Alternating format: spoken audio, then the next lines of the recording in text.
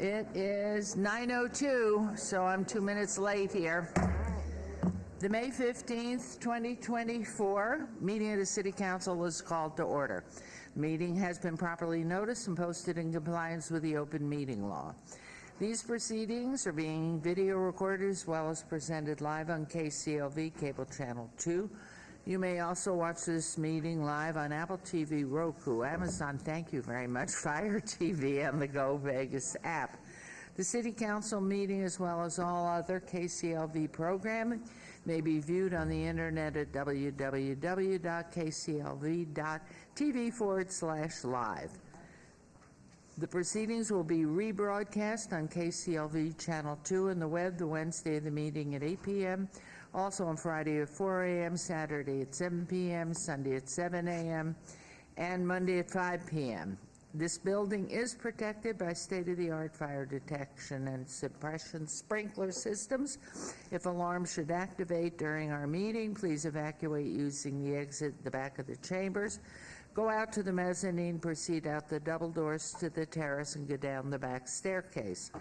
For anyone who has difficulty with stairs, please check with a marshal or a fire official for assistance, and once outside, assemble on the northeast corner across the street from City Hall at Lewis and First.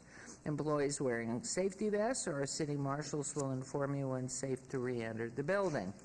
For public comment related items on the agenda, citizen participation, and public hearing items, we have available a speaker card which you may complete and submit to our city clerk, Dr. Luann Holmes, who just got her PhD, up front here. Cards are available in the clerk's office or at the rear of the chambers. If you do not submit a card, does not prevent you from speaking under public comment, citizen participation, or specified public hearing items. If anyone's present today who has need for hearing impaired equipment, please see the city clerk's staff.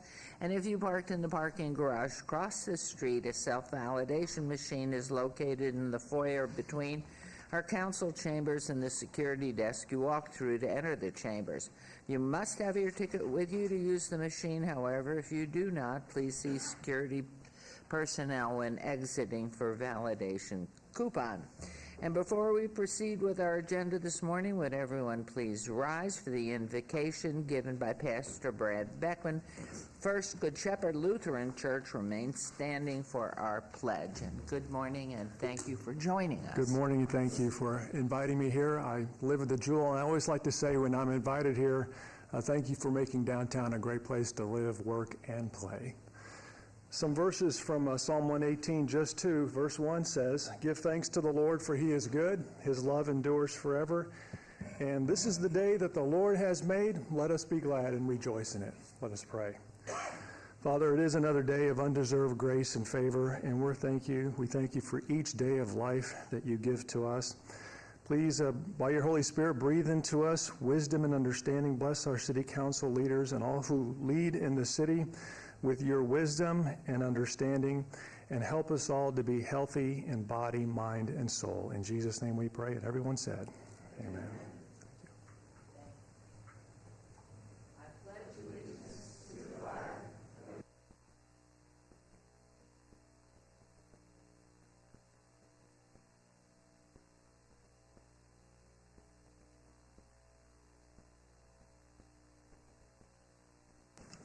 And now on to our ceremonials.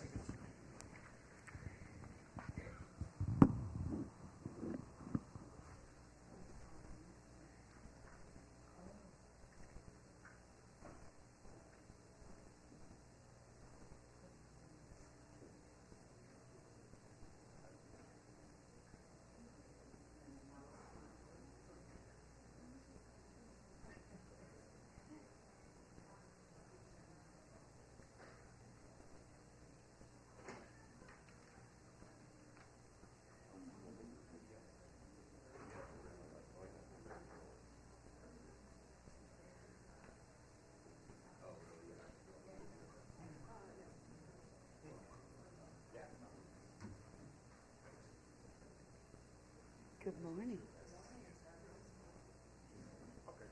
our birthday. Of course, I had to be reminded. But today's our birthday, May 15th, 1905 to us. Happy birthday. Yeah, right. I'm so glad something's older than I am. But we have good times, and that's why you stay forever young. Who am I met? No, you're doing something fun. I know it. Were you eating? Eating? I'm reading and texting. Okay. All right, here we go. This is our ceremonial portion of our City Council agenda. And for the first item, lucky me, I want to invite our Community Development Director, Mr. Seth Floyd, to join us at the podium. Midnight last night. I know. Planning. We had planning last night. We had a very small group of attendees. I watched. Yeah, and there were no parking spaces left in the entire city because they were all in here and against fire code. Right? Government at work. All right, so as you know, our employees strive to meet our values of being kind, committed, and smart, and they work to build our community to make life better, not just randomly, but for us all. And so I'm proud to announce the Employee of the Month. It's Brad Elliott. So come on down, Brad Elliott. And which door would you like to open? Number 1, 2, or 3 for your car, your vacation? Whatever. Congratulations. We're so grateful to you. Thank you. Brad is a combination plans examiner and outreach specialist for the community, and he's been with the city almost 10 years. Along with his busy plan review schedules that I understand you have him meeting all the time, for some of the city's most complicated projects, Brad is also actively involved in the city's plumbing and mechanical industry. He's a member of the Nevada Board of Plumbers and works to ensure that the city is kept up to date in this industry's building code changes and maintains a good working relationship so we move forward beautifully.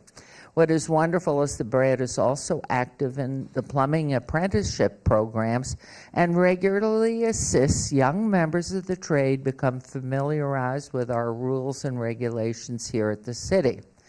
Brad was recently awarded the 2023 Government Member of the Year by the Southern Nevada chapter of the International Association of Plumbing and Mechanical Officials.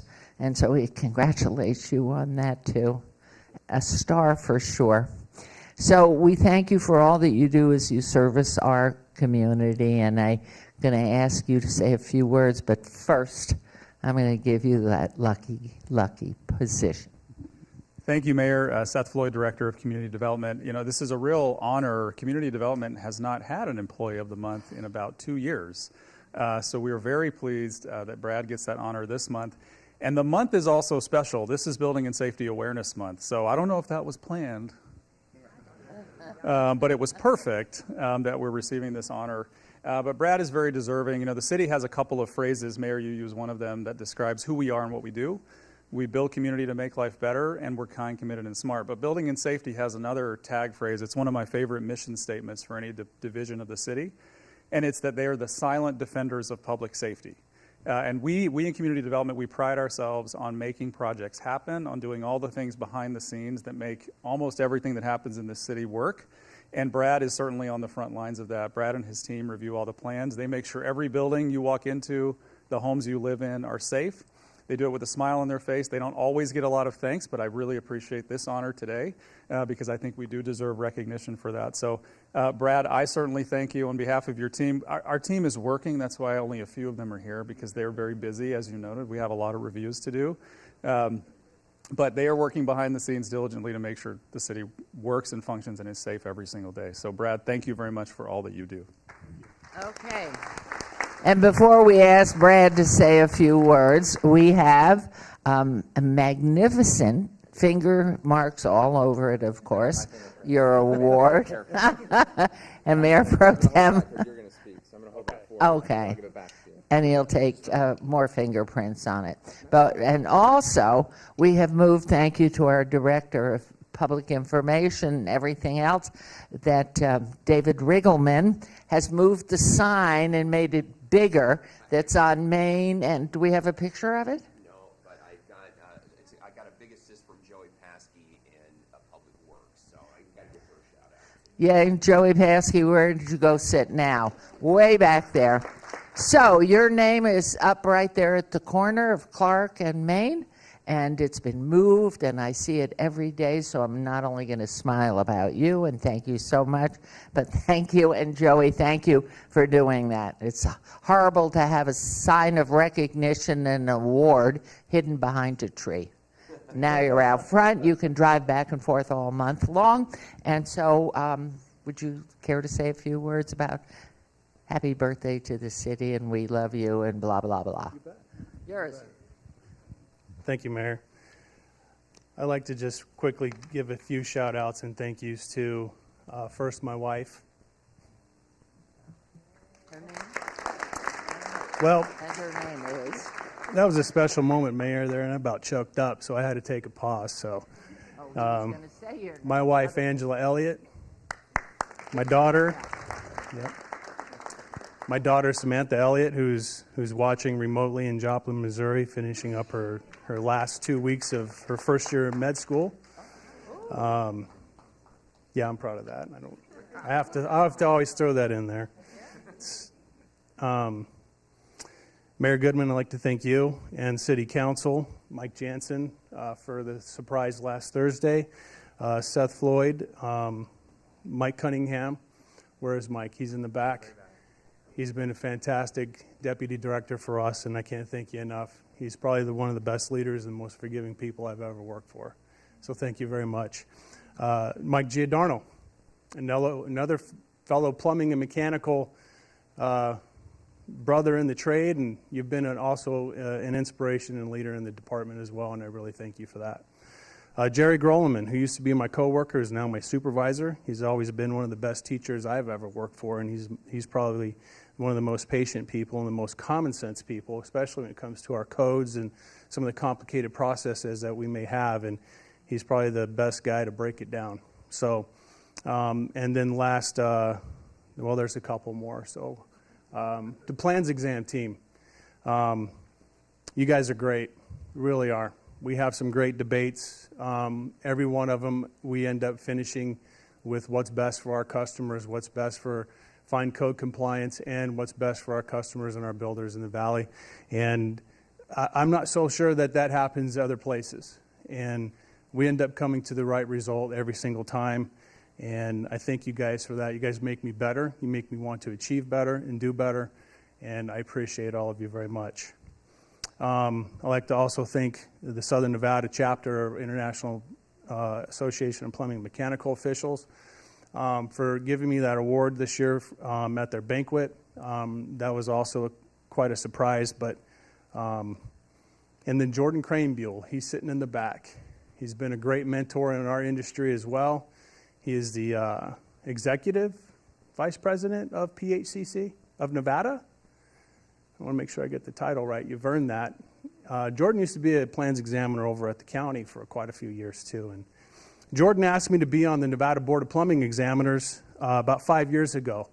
I couldn't believe I was being asked to be a part of that. When you get into the plumbing trade, you always wonder where your career is going to go. Nobody really sets out with a goal of being a plumber, but I tell you what, it's been good to me. And whenever I can, I try to devote my time over there at the apprenticeship to judge their competition. And I tell you what, they're really turning out some really good talent and good qualified workers in the workforce. So good on you, Jordan, and everybody there at PHCC. Appreciate that. So I've been on the board, Nevada Board of Plumbing Examiners for a couple of years, and I finally got myself to the point where I'm able to have access or influence on our test for our master plumbers and journeyman plumbers. And I tell you, it's quite an honor. I never thought I'd be doing that. And you just got to appreciate the little things in life. And I don't know where it's going to go from there. I'm not quite sure I'm ready to be the president of that organization. There's a lot of diplomacy and politics that I still need to learn, and it's not for everybody. I'd like to thank the code committee. This year we had a great uniform plumbing and mechanical code committee this year. There's going to be a lot of good things that come out of that. They're going to benefit our contractors, benefit the city in general, to help promote business, keep costs down for the downtown area, and those who are outside the downtown area. For a long time, we've had this tunnel vision on some of our codes, and it's taken quite a few years to get that boat turned around. But I'm proud to say that this year we were able to find some compromise with all jurisdictions so we can all try to be on the same page for all our contractors. So I'm probably most proud of that, of all things, to be able to bring some common sense, cost-effective code compliance to our contractors, to our small business owners who actually get hit pretty hard sometimes. And so with that said, I'll turn the mic back over to the mayor, and thank you very much. You're beyond exemplary, and I know why private developers want to do business always with the city. But for all of us in Southern Nevada, your comment about getting everybody on the same page is so critically important. I'm so proud, and our council's so proud of everything we do in the city, and we know we're cut above because each person cares.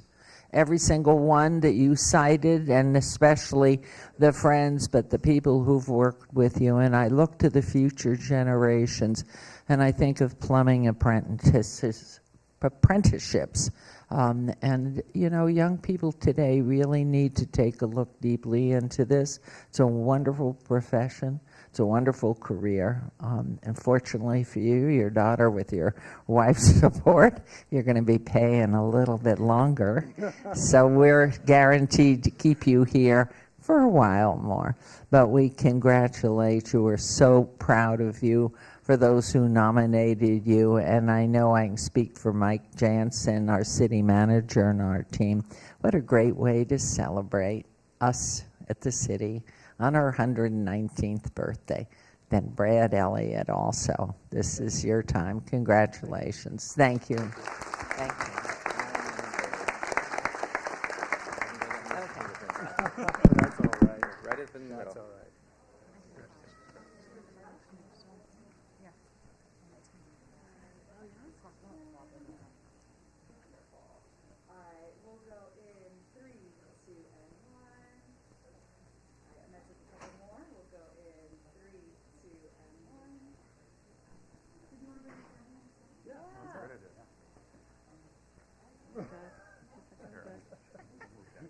No, this is all you.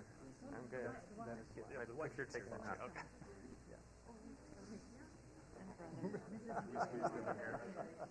He takes good care of himself.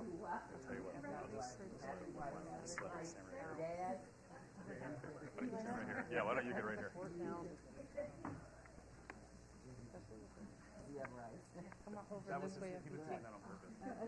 We're right here. There's a window. Alrighty, we'll go in 3, 2, and 1. One more in 3, 2, 1. Thank you. Thank you for doing it. Nice job. Congratulations. Great speech. And what is your daughter wanting to specialize in? She's got about 5 or 6 fields that She's still, once she goes through residency, she'll figure out. Well, I think she'll probably figure it out in the next couple of years, but when she gets into her clinical, year 3 or 4, she has about 5 fields that she wants. She's got to find one which one has the Very best. cool. Tell her to come back and practice in Vegas. We need the doctors. I know, I missed it. Most importantly, Dad wants to go. Kansas City University. Which high school did she go to? High school? Yeah. Southeast Career Technical Academy. Bravo to Southeast Tech. Thank you, and congratulations to her. We're going to be cheering her on. You're going to work and work and work to pay your bills. Okay. Did somebody? There they are. It's McCallie. Okay. Yeah, medical school. Aha! I knew you were here because you are the luckiest lady on our birthday to be able to do what you're about to do. So wonderful, Councilwoman Bruni. Your turn. Thank you, Mayor. Good morning, everyone. We want to celebrate a very special organization this morning, but to do that, I'm actually going to invite my colleague, Councilman Creer, up because he's much more dynamic than I am, but more importantly, he has been a true champion of the arts from the get-go, and he represents the area in which this amazing nonprofit is located. So, Councilman. Thank you, Councilwoman Bruni. Good morning, everybody. Happy birthday, Las Vegas. Congratulations, Brad. It's a big deal, and we're so happy for you. But we are here this morning to honor the Nevada Ballet Theater. And before I bring up our team, we're going to show a quick video, a little bit about who and what they are all about. So take a look. It started as a dream, a vision of dance in the desert. Led by Vasily Sulich and Nancy Housels, an institution built on innovation and creativity inspired a city. Becoming a thriving cultural treasure. Sharing a passion and hope for the future. Inspiring the next generation of dancers.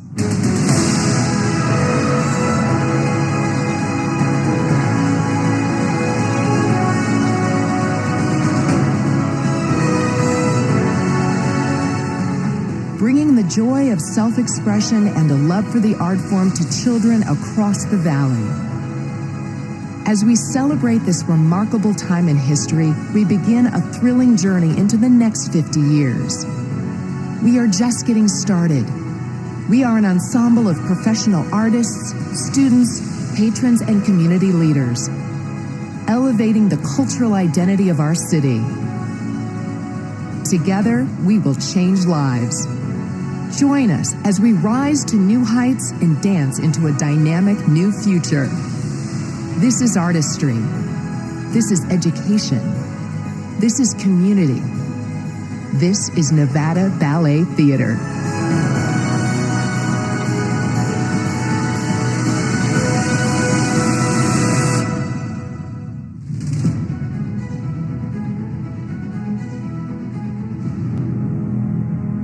Now you can see why we're here this morning.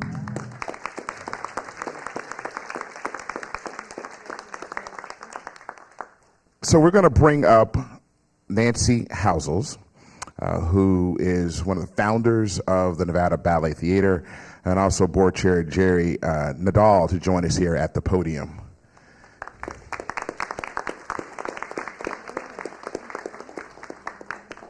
Absolute living legend, Mrs. Housels. Hey, that's so good to see you. Good to see you. Hey, Jerry, great to see you. So, Mrs. Housels co-founded the Nevada Dance Theater, and now the Nevada Ballet Theater, in 1972, with artistic director Emeritus Vasily Sulich, as we just saw in the video. Mrs. Housels' early leadership was integral in MBT becoming a professional ballet company. And she was a driving force in the growth of MBT and establishing its historical legacy within our city and our state. She has worked over 20 years with a group of inspired community leaders to build the Smith Center, which opened in 2012, which we were on the board together for the Smith Center. Before there was a Smith Center, there was the Nevada Dance Theater, Nevada Ballet Theater. It now serves as Las Vegas' preeminent cultural landmark based right here in Symphony Park. In addition to establishing a world-class performance home for the ballet, Nancy's commitment to the company and our city's cultural life also led to the 50th anniversary of MBT in 2022. Though Nancy retired shortly thereafter as board chair, her passion for the arts, her support of the company and its future, and her belief in the life-changing power of dance still remains today. MBT, which is a 501c3 and nonprofit organization, they always accept donations, by the way, and support from the community if you're watching, now stands as one of our city's largest and most iconic arts institutions.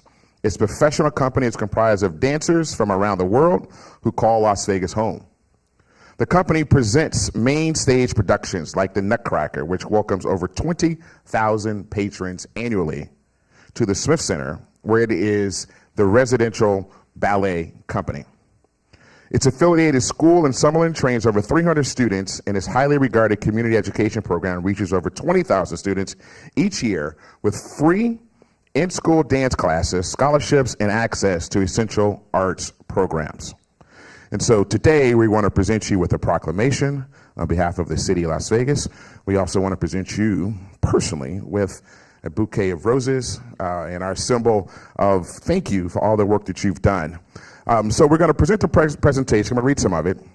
And it's whereas the Las Vegas City Council recognizes Nevada Ballet Theater for its dedication of sharing the art form of dance with all in its mission of seeking new audiences and cultivating its national identity through a diverse repertoire in New York and new work. And whereas we are proud to have Nevada Ballet Theater in Las Vegas, bringing the art of dance culture to residents and visitors. We honor Nevada Ballet Theater as it enters into its 53rd performance season this fall. We wish its board, leadership, and staff the absolute best as they continue to inspire audiences and vital impact community life with artistic talent and new works, dance training, and community education. And now, therefore, we, the mayor and members of the Las Vegas City Council, do hereby proudly proclaim May 15, 2015, on Las Vegas's birthday, Nevada Ballet Theater in the city of Las Vegas, and ask residents and visitors to join with us. Congratulations to you. I'm going to I'll hand it over to Jerry. And I would love for you to say a couple of words and tell us a little bit more about your vision of how the theater started and how we got to be here today. It started in the desert, in the dust. Nobody wanted us. They didn't see a reason for a ballet company in a gambling community. And we prevailed anyway. We stayed, we danced, and we've danced thousands of miles to get here. And I think we're wanted now. And you can see the value of culture as part of a community. It's so important. It's important for our kids. We recognize that very early. And so we go into our community. We're going into about 20 schools next year, 21 schools, and give kids an opportunity to dance who would never have that opportunity. And they love it. And they come at the end of the season, their school year, and they perform at the Smith Center. How lucky we are. Excuse me. I just got out of pneumonia or whatever I had. Anyway,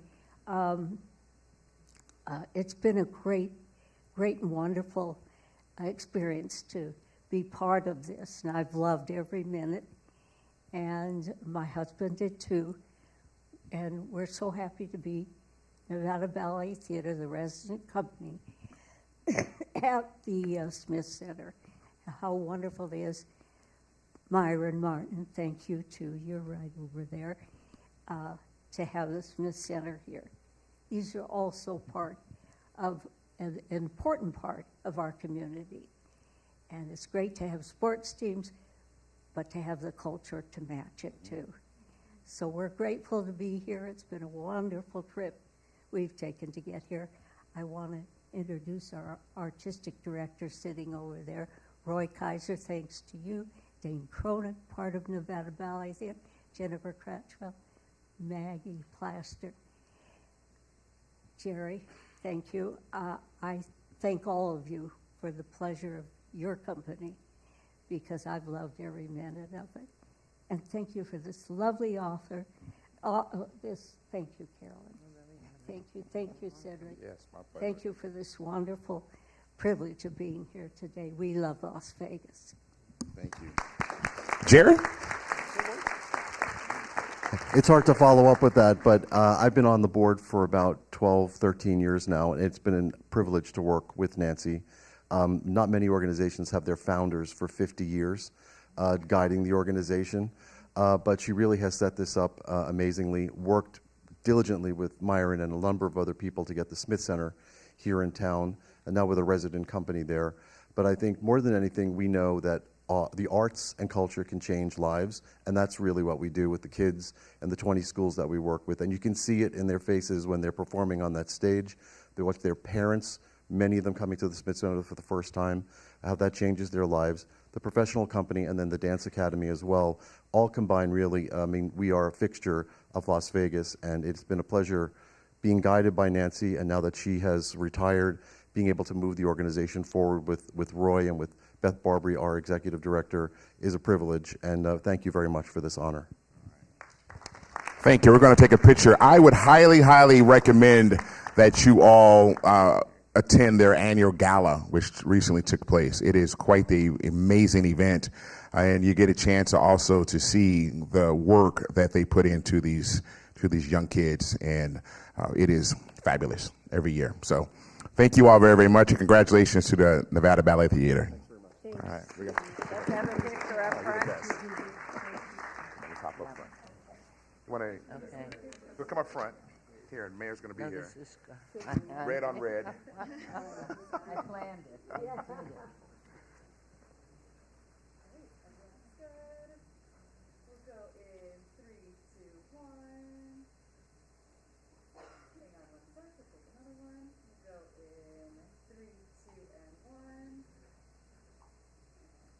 All right. Thanks very much. Thank you.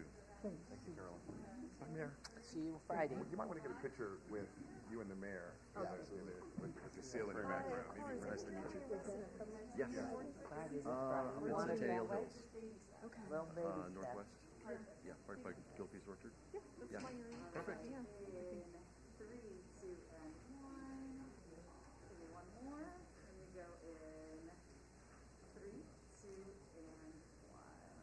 Let me hop on one side. Cool. Then he's good. Come in, Jerry. Yeah, Jerry, come in.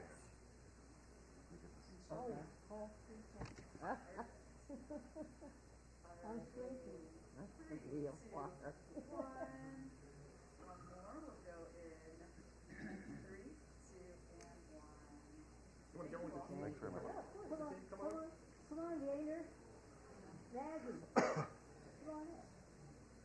Come on, Myra. Come on, Myra. Sure. Come on. Oh, yes, yes. Come on up, Myra. Oh, Clarice. Is that Clarice? Yes, Come on Clarice. up, I'll be on the other Clarice. side of you. Okay. Come on. Clarice, you going to tell Nancy no? Block. This is my body mass. I wish you the best with that. That's why you think I'm doing this. I hope that goes over well for you. Seeing her old Navy down here. Yeah, she did for many years.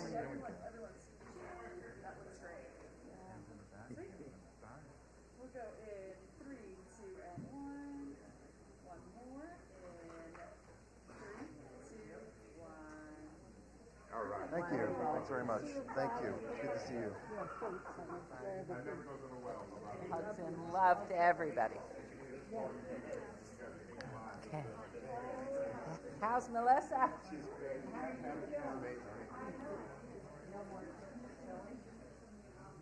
Oh, you know what? H-E-S-S-E, yeah.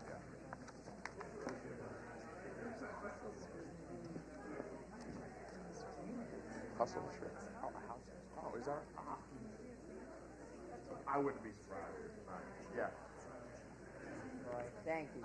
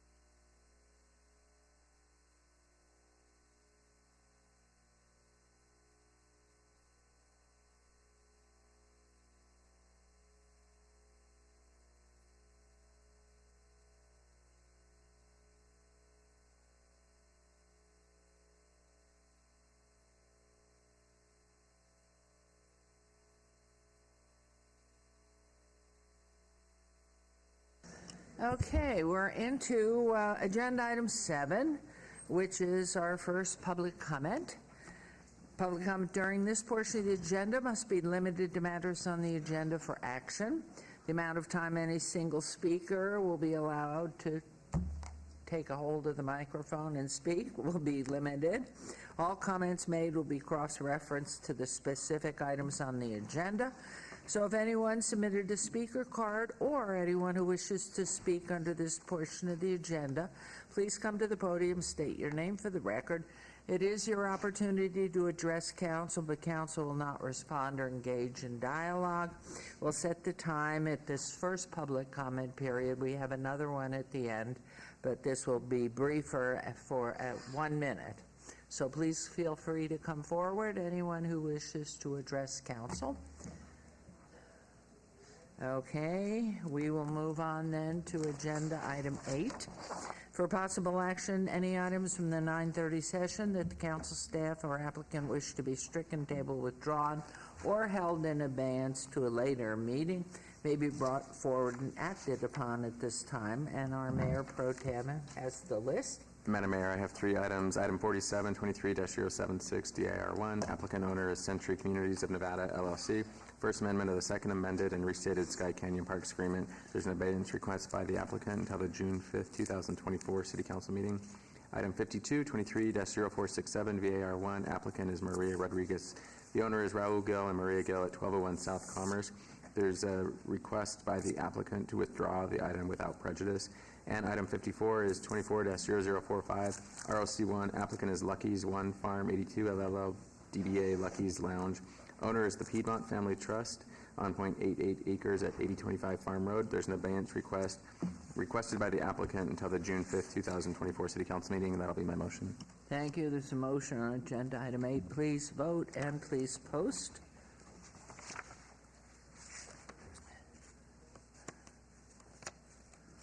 And that motion carries, and we'll move on to agenda item 9 for possible action to approve the final minutes by reference to the April 17th, 2024 regular City Council meeting. Mayor Pro Tem, may I have a motion to approve those minutes, please?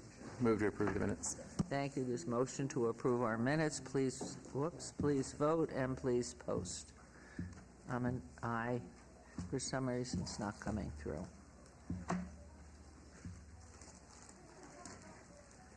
Okay, and that motion carries.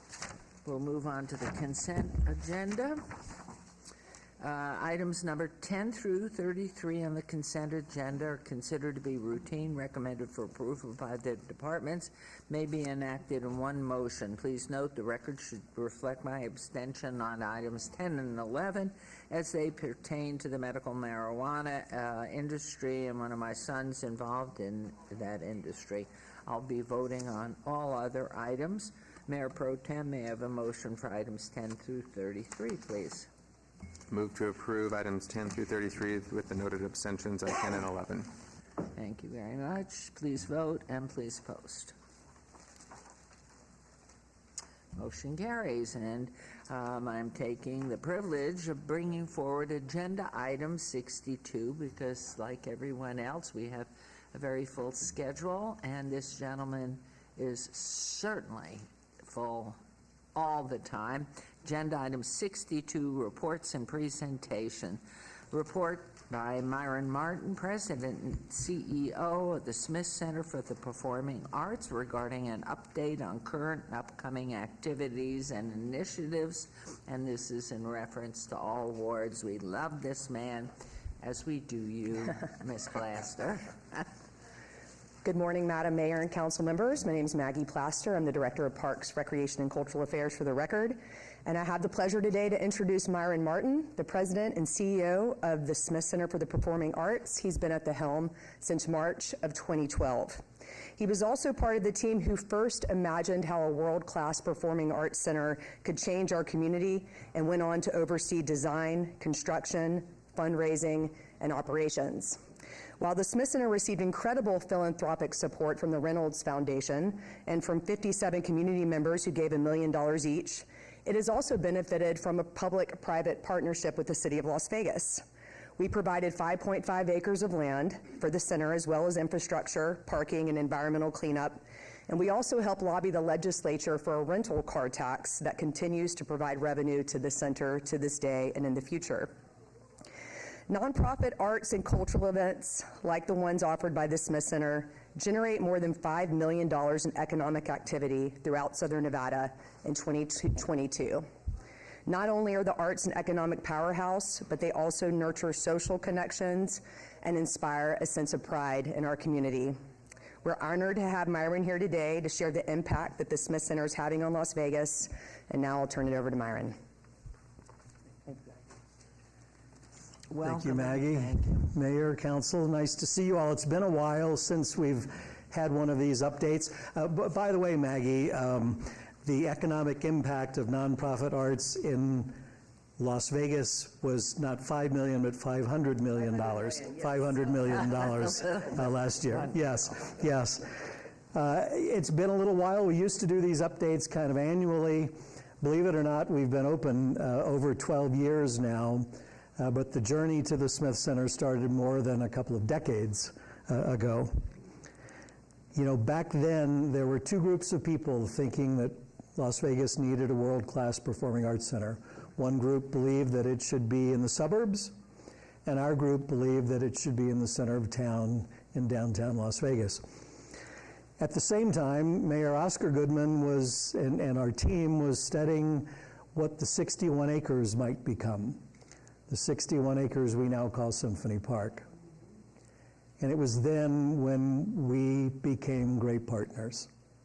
We committed to each other and we created something that we thought would be good.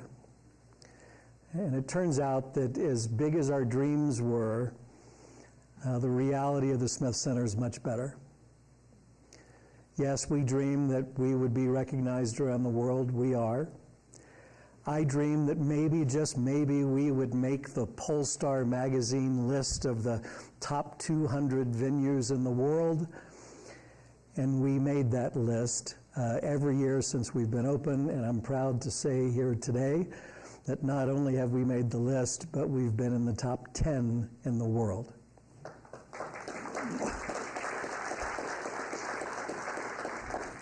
The pandemic set us back. We all remember how tough that was, but we have our congressional delegation to thank, because it's because of the Save Our Stages Act that we were able to rehire all those employees that had been laid off and open our doors much sooner than we ever thought was going to be possible. And since we've been open, we've been busy. And in fact, it's fair to say that we've been the busiest we've been in the 12 and a half years we've been open since the pandemic. We celebrated our 1,000th Broadway performance already.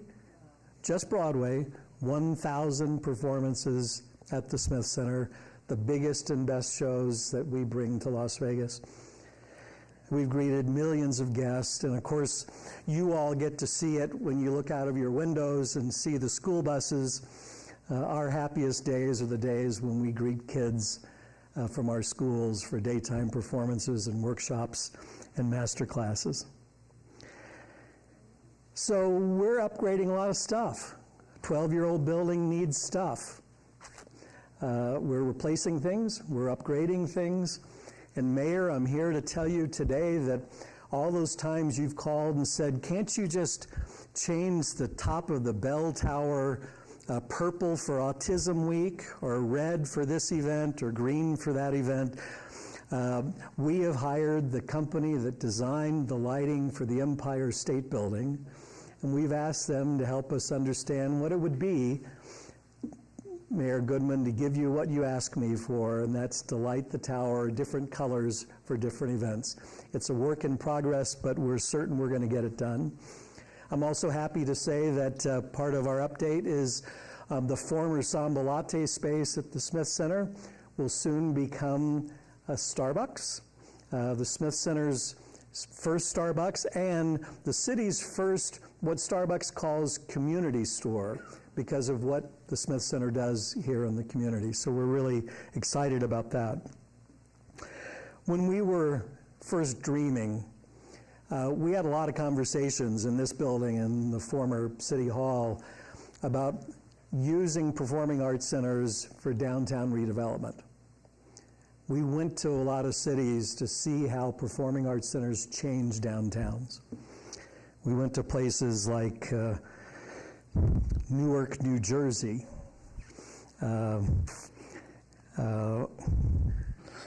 and we went to places like West Palm Beach, Florida. I only wish time would allow, and I could tell you some of my favorite Mayor Oscar Goodman stories of traveling to Florida, but we'll save that for another time.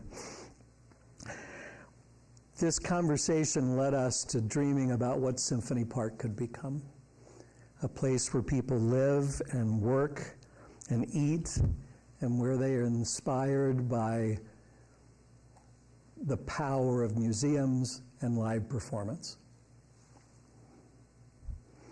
Our partnership that's gone all of these years has been as good as they come. The Smith Center is so thankful to the city of Las Vegas for being such a good partner. And I'm here to tell you today that our shared Symphony Park dream is coming true. The development is crazy. And along with the dreams that we had of having live work, we probably didn't anticipate all of the unintended consequences that could come with that. I only have one challenge that we're facing to share with you today, and that's the challenge of having neighbors with dogs. And you know how much I love dogs, Mayor. Neighbors with dogs who believe that the Smith Center's private park, owned and operated by the Smith Center, is their dog relief area. And despite us putting up signs and being very kind about asking people to pick up after themselves, they don't. And it's at a point where we don't know what to do. I can't describe how bad it is. It's really, really bad. Frankly, it smells. And it's the same park where brides in their white gowns come to have their photos taken in the grass. You know, Symphony Park, the Smith Center's park, has become the most photographed area in Las Vegas. The Tim Bavington sculpture, Pipe Dreams, we believe is the most photographed piece of public art in the city. You see it all over the place. And along with that, we have other pieces of art in our park, including our newest acquisition from Hans van de Bokenkamp, which has temporarily been taken down as we build an even bigger, even taller concrete pedestal, because unfortunately this very important piece of art, very expensive piece of art, has been a place for dogs to pee. It's unconscionable. So, you know us. Yes. The one thing we do at the Smith Center is dream big. We've been dreaming about how we might take the concept of Symphony Park and make it even bigger and even better and even more important for the city. And the concept is simple. Take the basics of it being a place for sculpture and create a true sculpture garden like great cities have in other parts of the world. A sculpture garden that would be important for the city. Imagine not only more fine art, but little tableaus, little places, some made from landscape or other things, some being fine art, that we have multiple places for people to come for their wedding photos and their engagement photos and their graduation photos, family photos, law firm photos. We see a lot of those in front of the Bavington, and even billboards for media companies that use the Tim Bavington in the background. Imagine these kind of Instagrammable moments in the park that create even new opportunities for people to make downtown Las Vegas the place where they celebrate great moments in their lives. So when you think about it, things are really, really, really great at the Smith Center. If we have a challenge, it's okay. We'll work together, we'll figure it out. And we'll dream about doing something that makes the city even better in the process. Together, we made the right decision to put the crown jewel, the Performing Arts Center of Las Vegas, in downtown Las Vegas.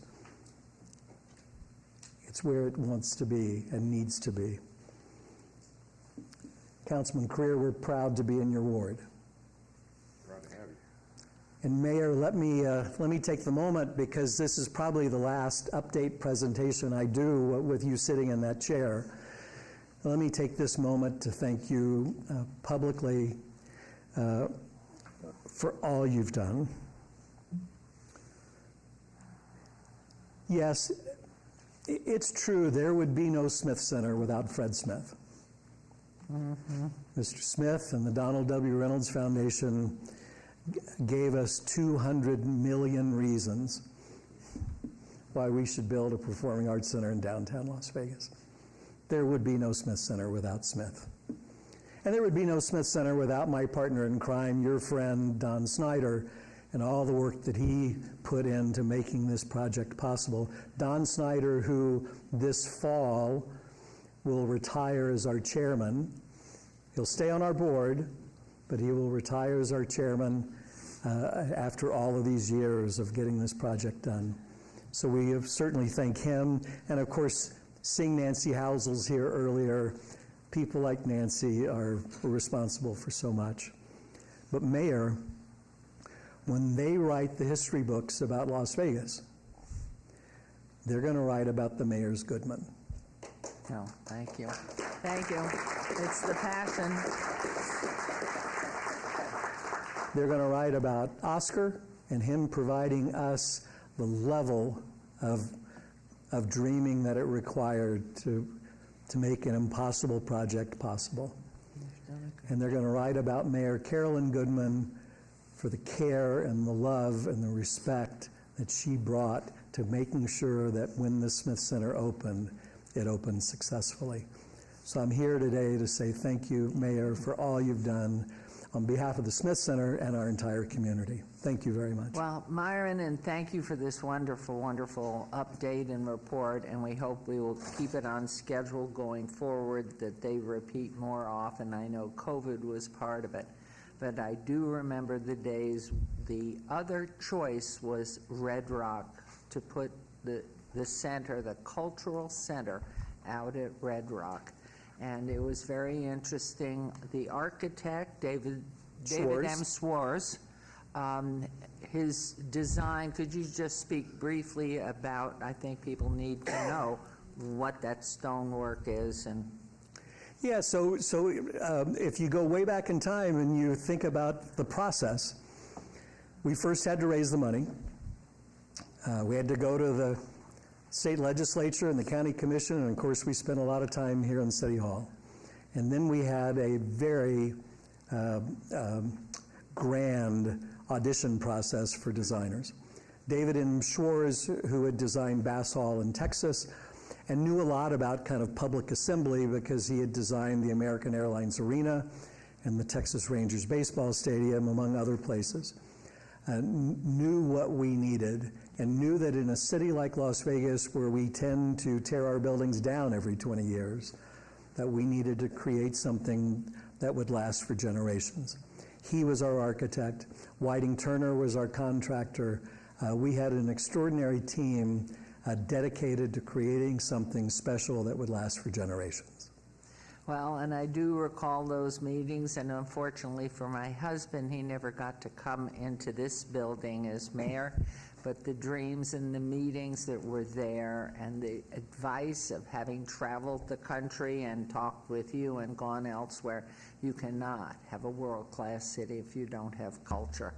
And so, lucky me, I got to open the Smith Center with you, and that was 13 years ago, believe it or not. And so for everybody that lives here, the work that Myron, his team, the Philharmonic, which is also in residence, and the wonderful shows and all the things that you do.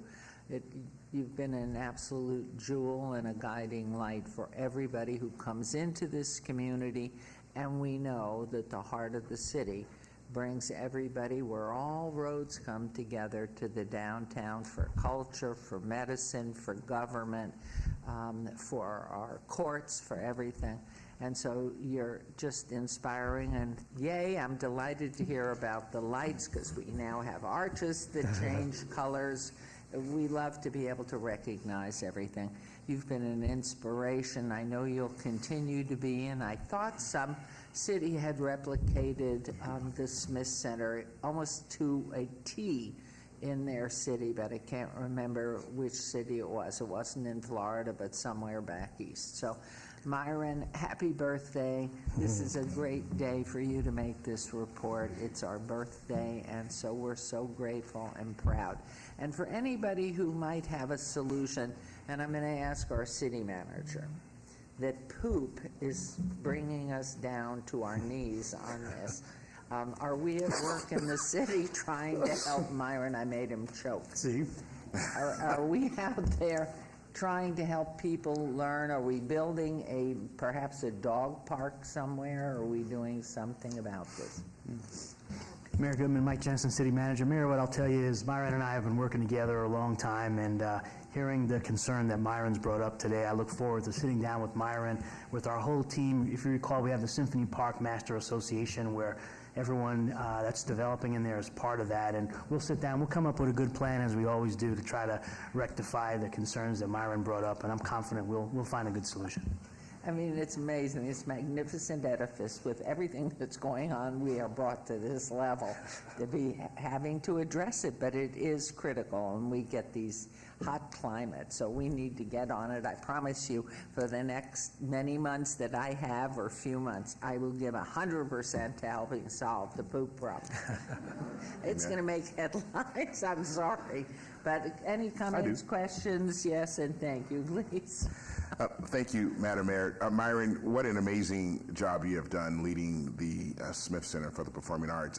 It's hard to believe it's been 13 years. I have the beautiful picture of my wife and I for the opening night that was there in my office, and look at it. I have the pleasure of being the councilman for Ward 5, which oversees Symphony Park. I get the opportunity to look out of my office. The window looks directly at the Smith Center, and all the development that we've been able to do has been surrounded around the Smith Center. It has been an absolute beacon when people come down and they see the Smith Center and they see World Market Center and they see the culture that's there. It inspires them to come and do more. And Symphony Park, as you know, has been one of the most coveted parcels of land in the city. And many developers want to come in and do something. We say, well, we got something over here. And no, we want to be in Symphony Park. And so that just falls under your leadership and the Smiths for doing what they did. Paul Beard, Suzanne Chabray, Candy Snyder, all those who are working with you to build a world-class performing arts center. And I tell you, it rivals anything in the world. I've been blessed to see a number of performing arts centers around the country, around the world, and it is as spectacular as anyone you've might have been. Maybe not as old as some, but just quite as spectacular in what we've done. I have to also thank my friend Don Snyder for his commitment to the Smith Center, to Las Vegas in general. You talk about someone that wears Las Vegas on his sleeve and who completely and totally loves our community and doesn't talk about it from the sidelines of trying to make our community better. A person who rolls up his sleeves and puts the work in, whether it's Smith Center, United Way, or whatever. And also Dr. Keith Bowman, who has been there from the start and has been a huge contributor towards the success, and all the other board members who have contributed. As a former board member myself, I was in awe really of being in the room with such individuals and to create something so spectacular. And I am so happy that we are here today and love the report. I can't tell you how many people talk about, I'm going to the Smith Center for something, Broadway, jazz, Myron's. It's just a great evening. So thank you all that you've done, and any accolades that is given towards the Smith Center, towards yourself, are so well deserved. Thank you.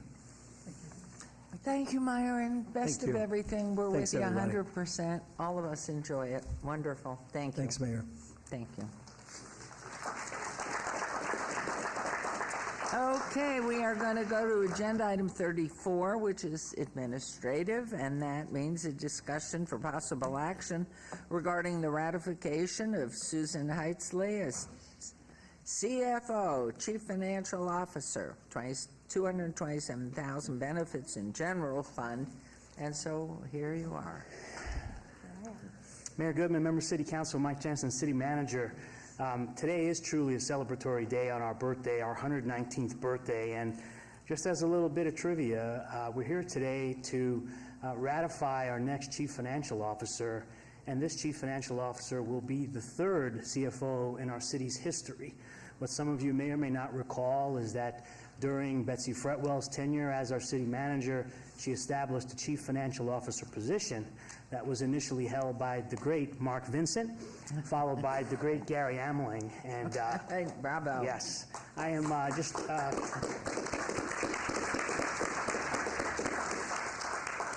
I am really just truly proud to come before you today and introduce our next Chief Financial Officer, Mrs. Susan Helsley.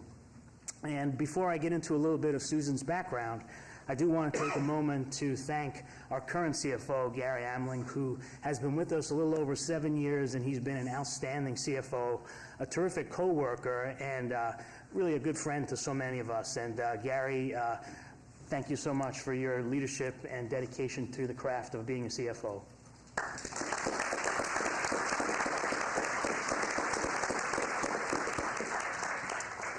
Gary also was so helpful in giving us quite a bit of advance notice on his planned retirement in July. And it's so important when a leader is planning to retire and gives us notice, because it allows us to take advantage of an opportunity to dual fill the position. And so we will have Gary until July when he retires. Susan will be able to have such a smooth transition, and for such an important position at the city. Again, I'm just thankful to Gary for working with us to try to be able to implement this dual fill. So with that, let me give you a little background on Susan Helsley. Susan's originally from Olympia, Washington, as she tells me, about an hour outside of Seattle. And she joined our city as our Director of Finance in October of 2021. And she's done an outstanding and tremendous job in this role. I've been lucky enough to work with her quite a bit over the course of my career at the city since she's been here. Prior to joining the city, she was the Assistant General Manager and Chief Financial Officer for the Clark County Water Reclamation District from July of 2018 through October of 21. She's also held leadership positions throughout her 25 years of progressive experience in financial management. Susan earned a Bachelor of Arts in Accounting and a Master of Business Administration from St. Martin's College, and she is a Nevada Certified Public Accountant. Please join me in congratulating Susan.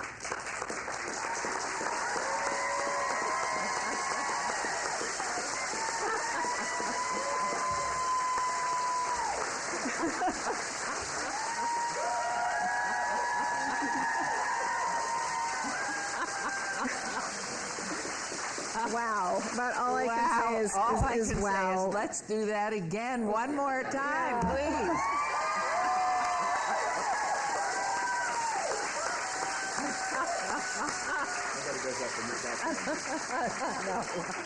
Well, I would like to say, first of all, thank you to Mike and to all the city manager's office, and especially to Gary for your guidance and wisdom these last couple of years. It has been just so much fun getting to know the city and these fabulous people behind me. This is our finance team. You could not ask for a better group of people to work for and work with, and you guys are amazing. Thank you so much. I'm really looking forward to continue working with the council and the mayor and, of course, my finance team, and getting to know HR and the IT department and Office of Strategic Services and everyone else that I'll be working with. So I'm just honored and grateful and super excited about this opportunity. So, and I'll be really remiss. My husband and daughter are both in the audience today.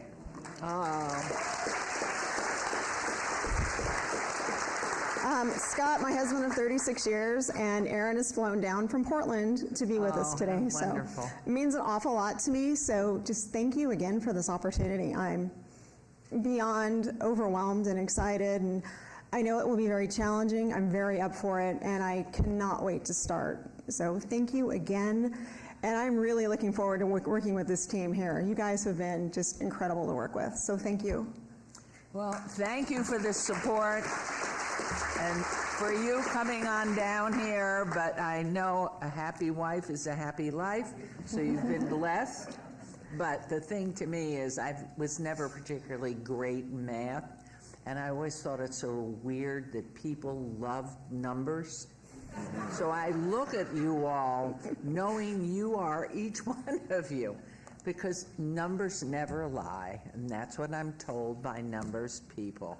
But we are so blessed. We're blessed and have been here for these years with Gary. He has just always been so steady, whatever the problems. And we will never be free of problems.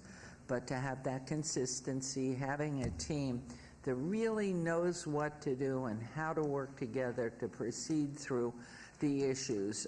Susan, you have done so beautifully these years that you've been here, but I know, having gotten to know you more recently, I have just, and she's always the last one out of this building, I think. In fact, I wasn't sure she ever went home, but I may call you to double check. But all I can assure you is you have a huge job. You got great shoes to follow through on. Knowing Gary, I'm not sure what he's doing when he retires, but I'm sure an occasional call, if there really were a problem, would be okay. He's a great golfer, by the way, so thinking what might happen. But anyway, at this point, I'm going to make the motion to go ahead and approve this, but if there's any comment before we vote, we're all smiling. What more is there to say? So I'm going to make a motion that we go ahead and ratify Susan Heitsley as the Chief Financial Officer with all these details. And Lucky, you're the best to help her through it all. And that's my motion. And please post. Wonderful. Ratified. Thank you so much.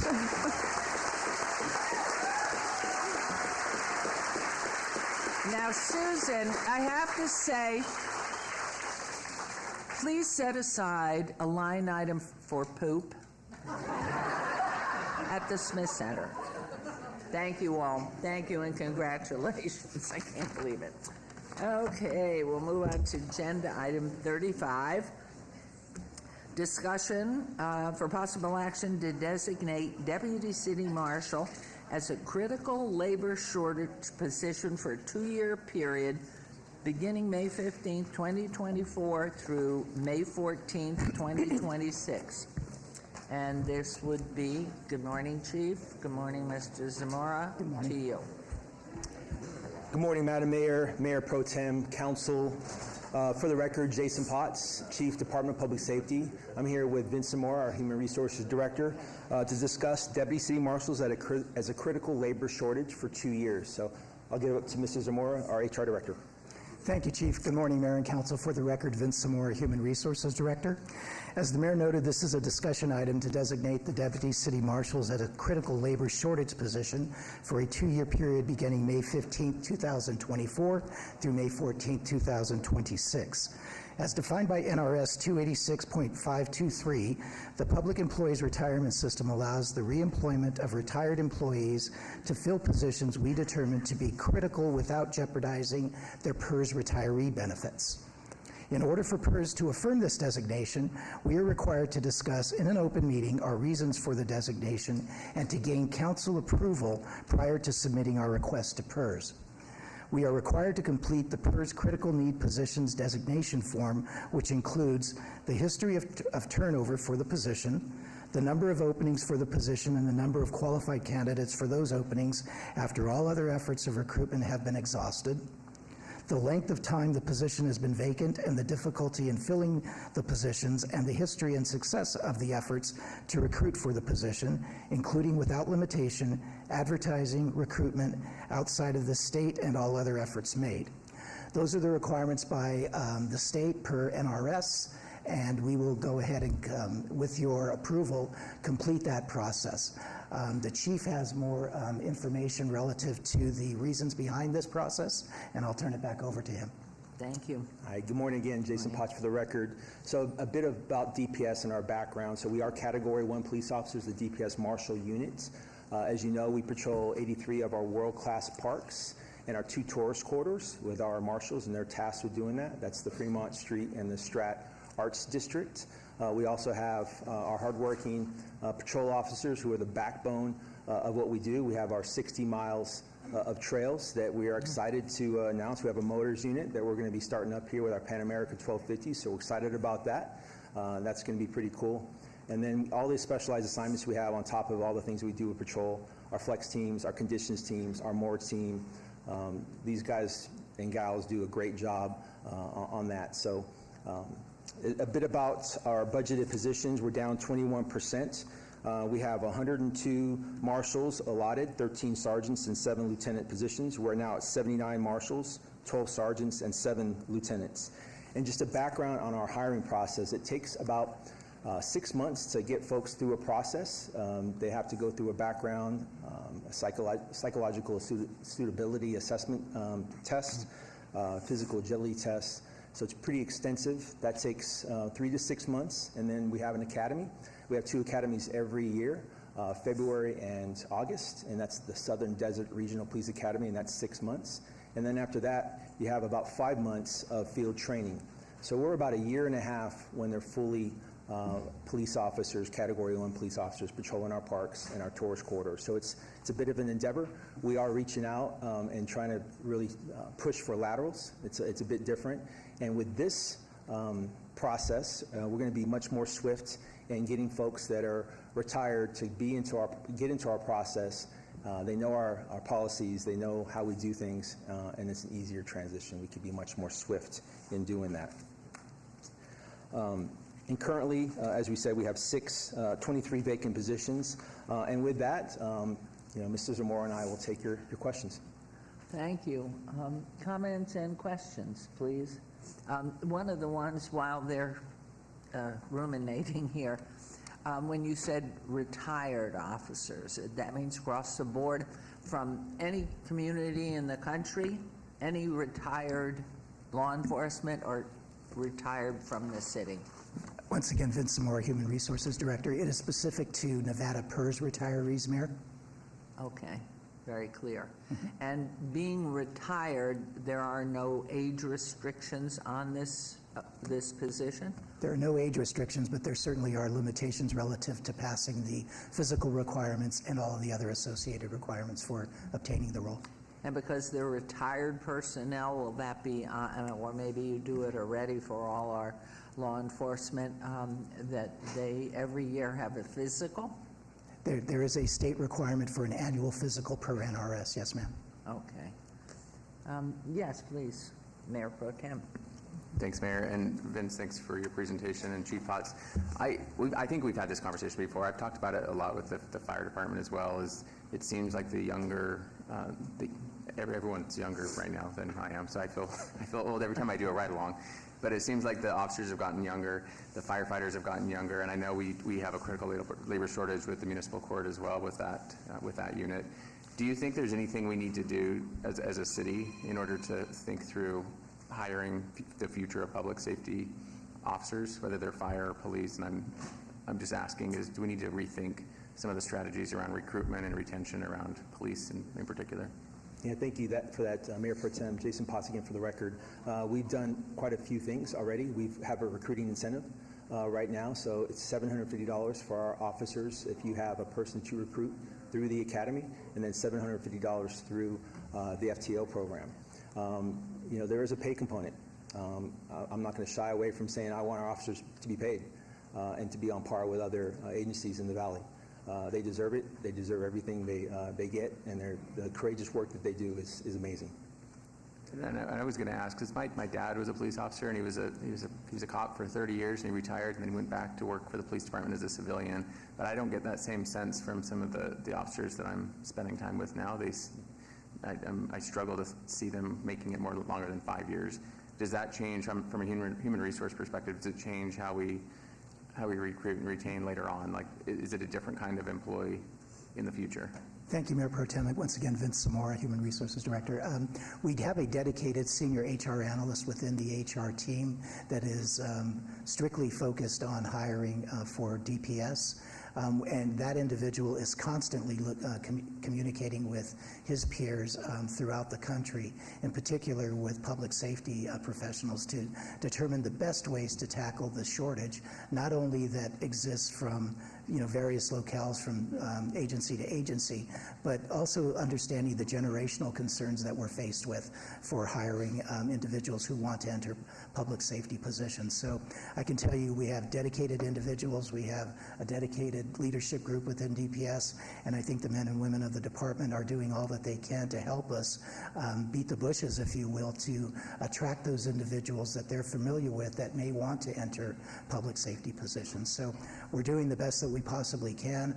A strategy to determine how to get the most people into the city public safety departments is always a coin flip. But we're doing the best that we can to go out into the community to reach the young individuals, both at the middle school levels all the way up through high school. So I think we're doing the best possible outreach that we possibly can. If it's possible and an appropriate request, I would love to see a little bit more of that. What are best practices around the country? I like to think about what the next 5-10 years looks like, and what potentially my role is as a council member in trying to help that along. So if there are best practices documented, I would love to see that, and maybe that's appropriate for the whole council. We'll go ahead and my 8-year-old really wants to be a police officer, so you got 10 years. I gotta see what I'm going to do to recruit him. I have a business card right here. We'll take care of that right away. And I think if you can give us links to websites to look so you don't have to do the work, that we can do it ourselves with our staff. I know your time is every moment of every day is packed solid. So if there are links to best practices at City 1 through 20 or 5, whatever you suggest, I think we can do that. The other piece I noticed here too, it begins today. So is that a recruitment, or is that an interview process, or is that a fact that we already have somebody? I believe it's a combination of both, Mayor. We'll go ahead and create... That doesn't help. No. I believe what we'll be doing is we'll go ahead and develop our program to have an outreach and communication to our retirees to determine who is interested in coming back to the city, and then we'll have a much larger type of communication through our internal communications department, both with David's team and with the human resources team, as well as the leaders. Having known our marshal detail now for 25 years, for those who retired and bought out PERS, how does that figure into this if they want to come back to the land of milk and honey, where it's just wonderful to be part of our program? Whether they purchase PERS time or not, they would be eligible to maintain their PERS benefit once they come back to the city for that maximum of a 2-year period. Okay, and that notification as you're going out to because I know there are marshals that I see occasionally here or there that are doing jobs different, and I know they miss you all, and they miss us, and they miss the job and the camaraderie and everything. And the grass isn't always greener on the other side of the road. So the fact that that is part of the application process that's sort of open and bland, that if you're interested, that if you bought into the program, this is whatever you just said. Yes, ma'am. Perfect. Okay, may I have, oh yes, please, Councilwoman Polensky. Thank you, Madam Mayor. Not so much a comment or commentary on this specific item. Thank you, Vince, for doing everything you can to make sure that the city knows how to deal with these labor shortages. I know we have them in paramedics too, and you've done God's work making sure that we can get by and make things happen. I just wanted to thank Chief Potts directly while he's in front of me. Last night, of course, we had a very, very long Planning Commission meeting, and we had more people turn out than I believe City Hall has ever had in the past. We had an incident commander in Lieutenant Bell who did an amazing job with crowd control. Your men did a wonderful job. I got a very late night phone call from my planning commissioner saying we all felt safe because the marshals were here in force and doing an amazing job. So just thank you for that. Thank you, Councilman. Yes, they did. I'm very proud of them, and our partnerships with Las Vegas Metropolitan Police Department continue, and I want to give them a shout out as well. I'm proud of our partnerships and what we do. And if I can, through the mayor, I just want to address some things that we've done, Mayor Pro Tem, just quickly. We also have a recruiting team, and we are looking at best practices. We also have what we call PT for public safety, where we have almost a concierge service with them, where we actually go out to a park on Saturdays and work out with these candidates, so they get to know us, and there's some loyalty there, and that's paid dividends. We've done quite a bit to try to get folks in the front door. So. And the last thing I would like to add is I have to say, with all law enforcement in Southern Nevada and knowing what you've brought us with the different teams, the stars are aligned. I feel this just sense of one body taking care of us all. And you're to be commended on that. I think it's really, Kevin McMahill as our sheriff has been remarkable, and certainly working with North Las Vegas and the other law enforcement personnel. It's just wonderful, responsive, quick, and getting things done. So our city manager has really shown some great judgment there and how we're moving forward with the whole community. So thank you very much. I'll entertain a motion, please, if I could, Mayor Pro Tem. Madam Mayor, move to approve item number 35. Thank you. There's a motion to 35. And please post. Bingo. Thank you. Thank you. Thank you. Okay, agenda item 36, resolution R25-2024, discussion for possible action regarding approval of a resolution to establish a community recovery special revenue fund, all wards. Madam CFO. Good morning, Susan Helsley, Chief Financial Officer. I'm here just to provide a little bit of background to the resolution. This is to account for our opioid funds.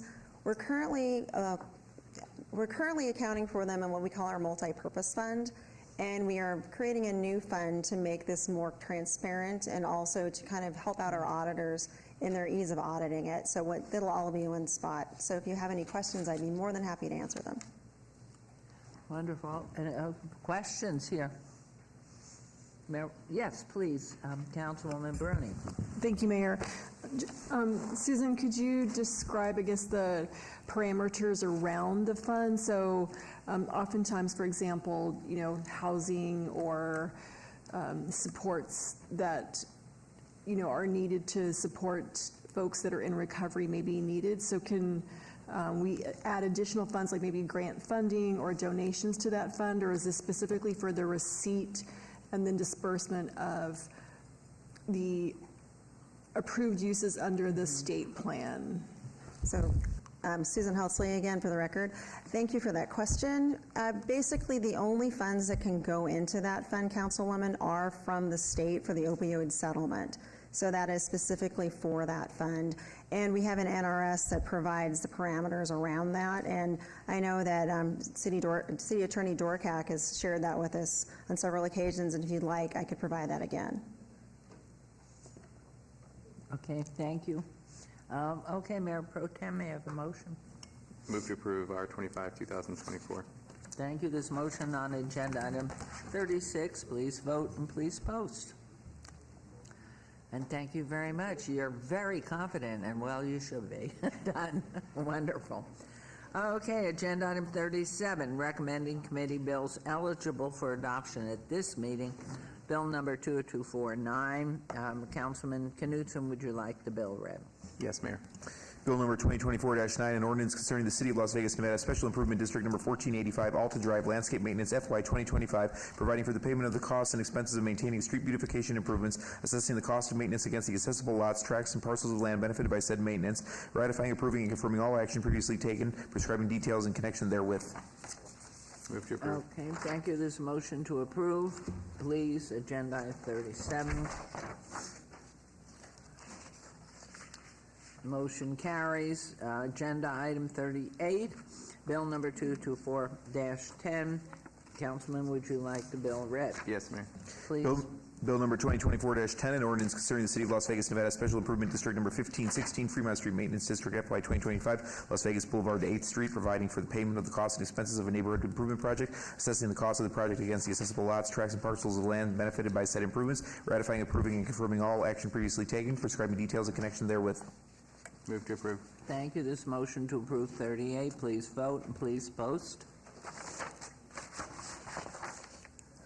And that motion carries. We'll move on to agenda item 39 on bill number 2024-3. Mayor, I hate to interrupt. We did get your vote, Councilwoman Bruni, in the affirmative.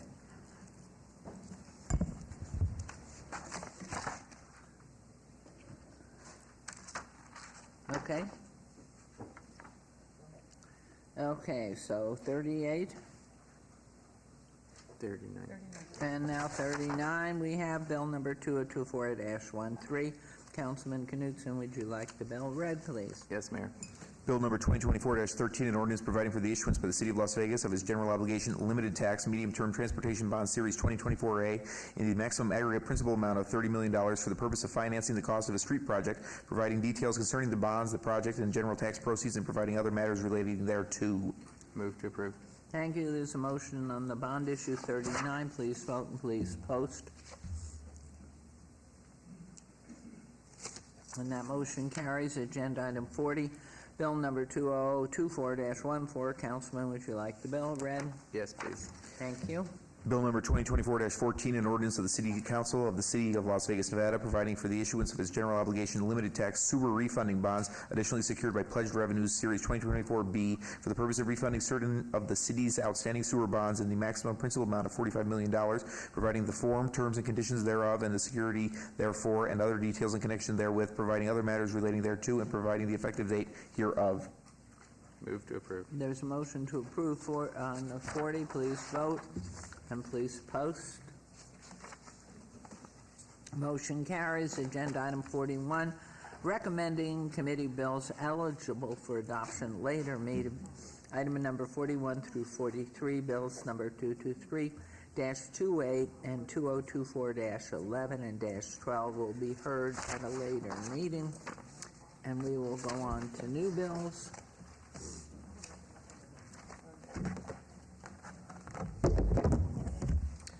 Items number 44 and 45, bills number 2024-15 and 16 will be heard at recommending committee meeting Monday, June 3rd, 2024. Attorney, would you please read the new bills? Yes, ma'am. Bill number 2024-15, an ordinance to amend LVMC section 6.2.60 and 6.2.115 to update provisions regarding multi-jurisdictional business licenses to provide flexibility regarding the determination of eligible license categories and to provide for other related matters. Bill number 2024-16, an ordinance granting to Google Fiber Nevada LLC, a Nevada limited liability company, a non-exclusive franchise for communications services, including broadband internet service and/or telecommunications service within the corporate limits of the City of Las Vegas, subject to and in accordance with that certain franchise agreement entered into between the City of Las Vegas and Google Fiber Nevada LLC, and providing for other related matters. Thank you very much. These new bills, 2024-15 and 16, are assigned to the June 3rd, 2024 recommending committee members, Councilman Knutson and Councilwomen Seaman and Polensky. If any so designated are unable to attend, the clerk's office will coordinating finding substitutes as necessary at my direction. Will do, thank you. Thank you very much. And we are now on to one motion, one vote. Item number 46 through 51, with the exception of 47, which was held in abeyance, may be considered one motion, one vote, as they are routine items with no condition changes. Any person representing an application or a member of the public or member of council not in agreement with the conditions and all standard conditions for the applications recommended by staff should request to have that item removed from this portion of the agenda. 46, 230675 DR1, abeyance item, applicant owner Century Communities of Nevada LLC on a land use entitlement project request, Second Amendment, Fifth Second Amendment of the Fifth Amendment, restatement of Sky Canyon Development Agreement to amend Exhibit L, Village Street and Trail Sections, Ward 6, Councilwoman Bruni. Number 48, 230622 SUP1, applicant Daycom Vegan Sushi, the M. Lim LLC owner, WFM Partners LLC, and a land use entitlement project request for a proposed 2,380 square foot alcohol on-premise wine beer used with 305 square foot outdoor patio at 7210 Westlake Mead, Suite 1. C1 Limited Commercial Zone in Ward 1 with Councilman Knutson. Number 49, 240053 SUP1, applicant 702 LV Market LLC, owner Arizona Charlie's LLC, and a land use entitlement project request for a proposed open-air vending transient sales lot at 740 South Decatur. C2 General Commercial Zone, Ward 1, Councilman Knutson. Number 50, 24067, applicant Michael's Development Company, 1 LP, owner Southern Nevada Regional Housing Authority, on the following land use entitlement project requests on 5.15 acres southeast corner of Duncan and Edward Avenue, Ward 5 with Councilman Creer. 50A, 24067, GPA 1 from DR Desert Rural Desert Residential to M Medium Density Residential. 50B, 2400670, from RE Residence Estate Star 3 Medium Density Residential.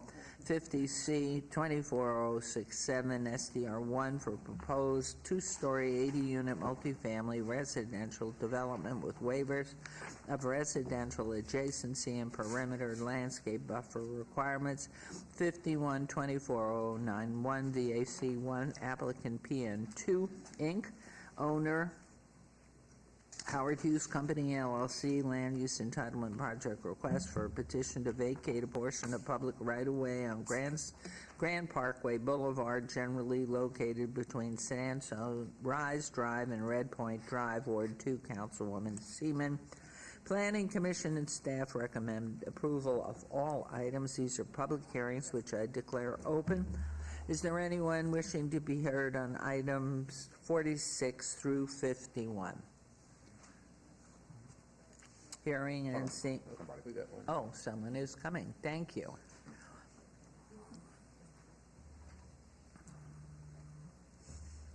And if you make sure the light is on at any of the mics, that's good. And state your name for the record, please, and which item you're addressing. 50.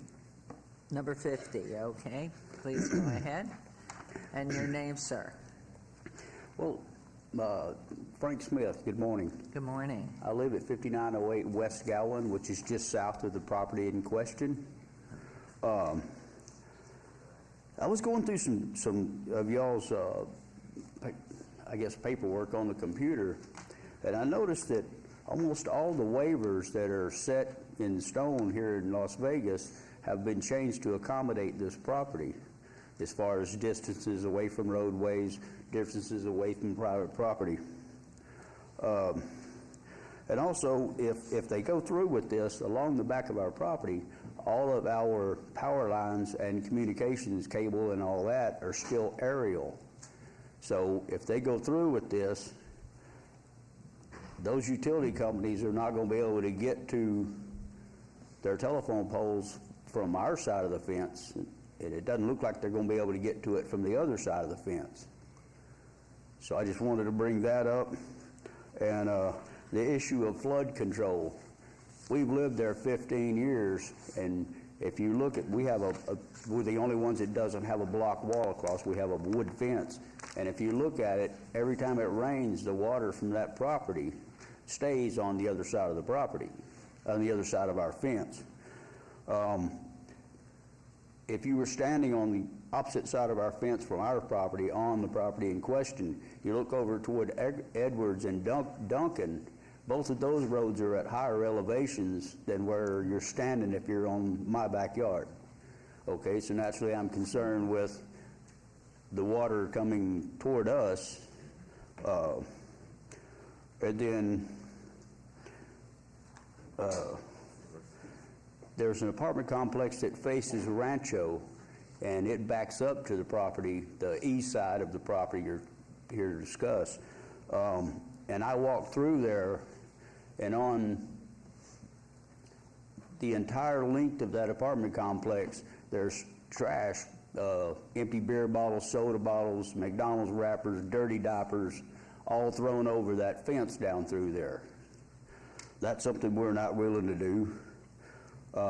Plus the fact that we have a pretty nice view of the northern mountains right behind our house, which we won't have if you put apartments and a fence in there. And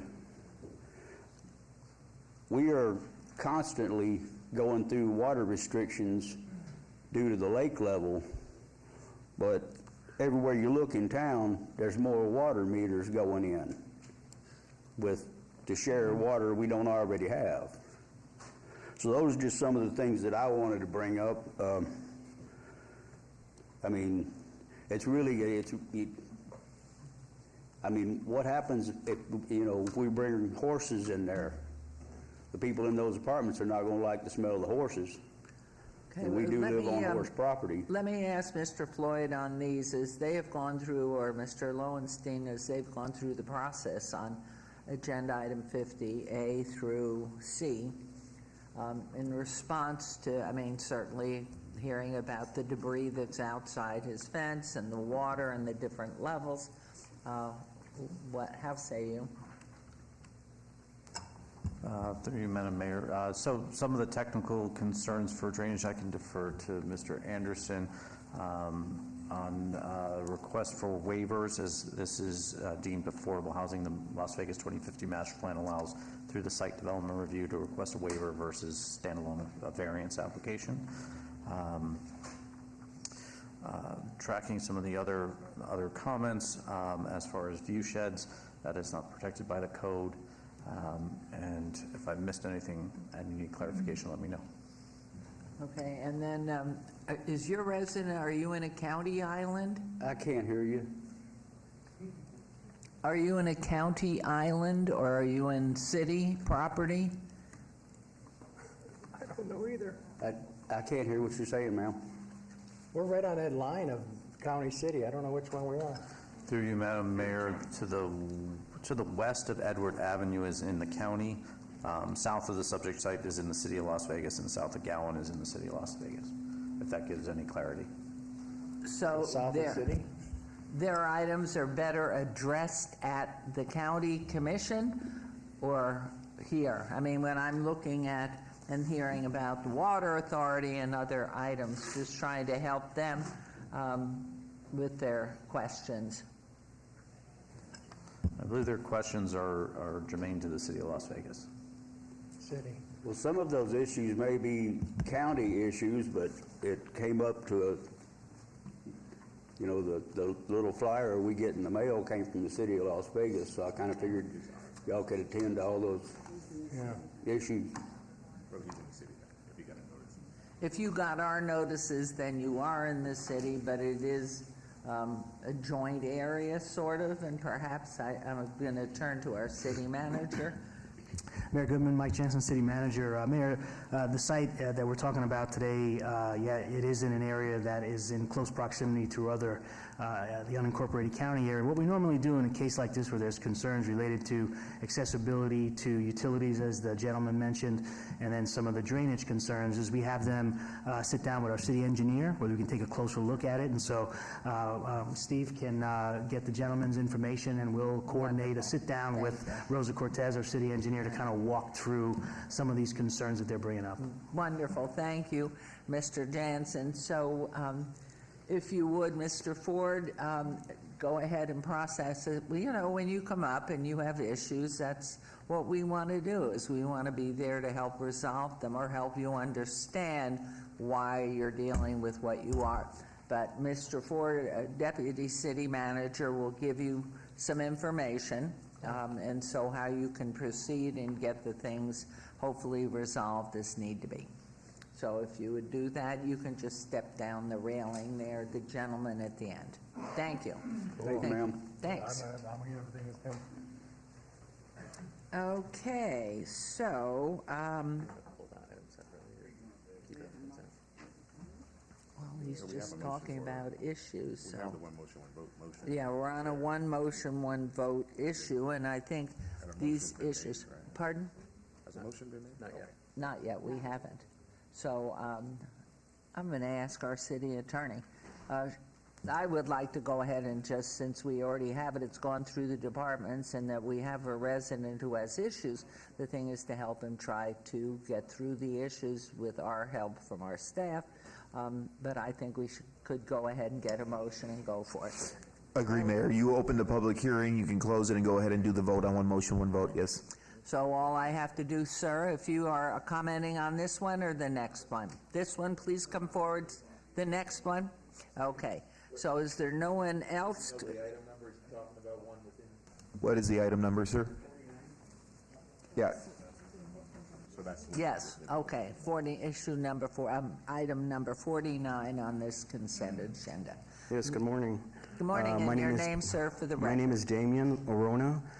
I am part of the 702 Market. We work very closely with Arizona Charlie's, who's actually here to represent. Wonderful. We work in the, I believe it's the Ward 1. Just wanted to just explain this, this process. This is all new to us. We've done a total of 7 markets, evening markets, day markets. What we do is we offer individuals, entrepreneurs to sell their items in our event space within the 5-hour that we do it. It's given the individuals the opportunity to just show their items, sell their items, and basically also to get the community out and be part of it. We've gone through the process of doing everything legally, meaning permits with both the city and also the health department, because we also have food. In order to keep this going on every month, we've been asked to go through this process. So I just wanted to say thank you for letting us get this far. It's been a big journey and a lot of information that we didn't know, but we're looking forward to working with you guys in the city and also our local residents. Well, it sounds like everything you're doing is just wonderful, and it's representative of an outdoor vendor process that we laud and think is wonderful. And so the process is in your ward, and did you want to add any comment here? No, I appreciate you coming down. I've spoken to the landowner, the property owner, and I think everything is in order. So thank you for your comments. Wonderful. Thank you. Thank you. And thanks for coming down. Anyone else on agenda items 46 to 51? Okay, I'm going to close the public hearing on this, and I'd entertain a motion.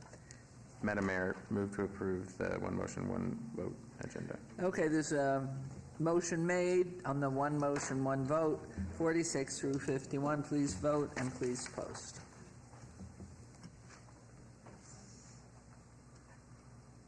Wonderful.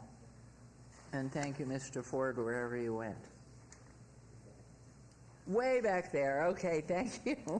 Okay, and now we'll move on. I get this. Did we 50?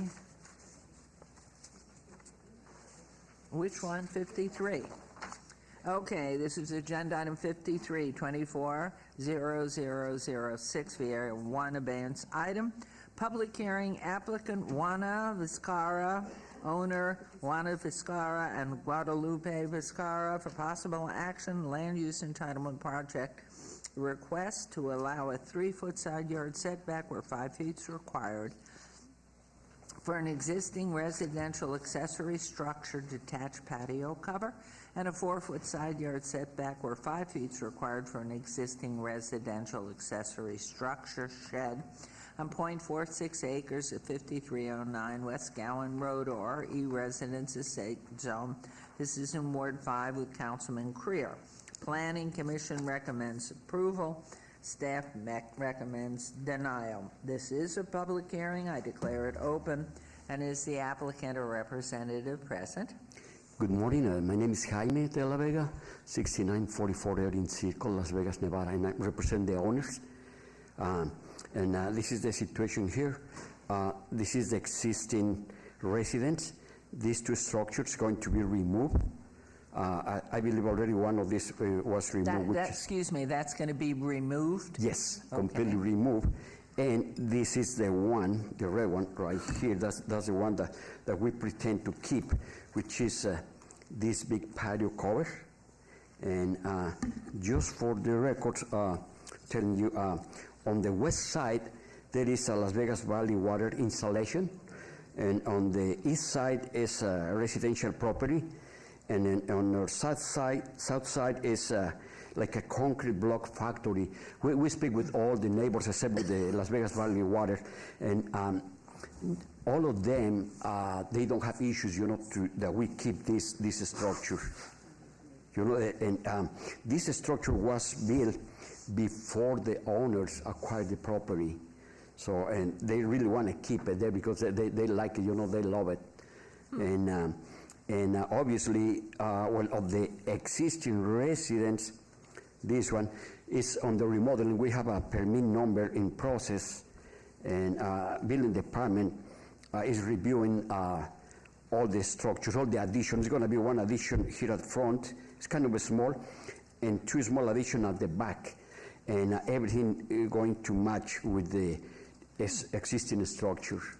And our problem here is just the west setback, which is actually is 4 feet instead of 3 feet, is 4 feet. Okay. And the code requires 5 feet. So that's our only problem. And these two, as I mentioned before, is going to be completely removed, to give us more space and probably less problem. Okay, thank you very much. Let's hear from our planning department, please. Thank you, Mayor. Seth Floyd for the record.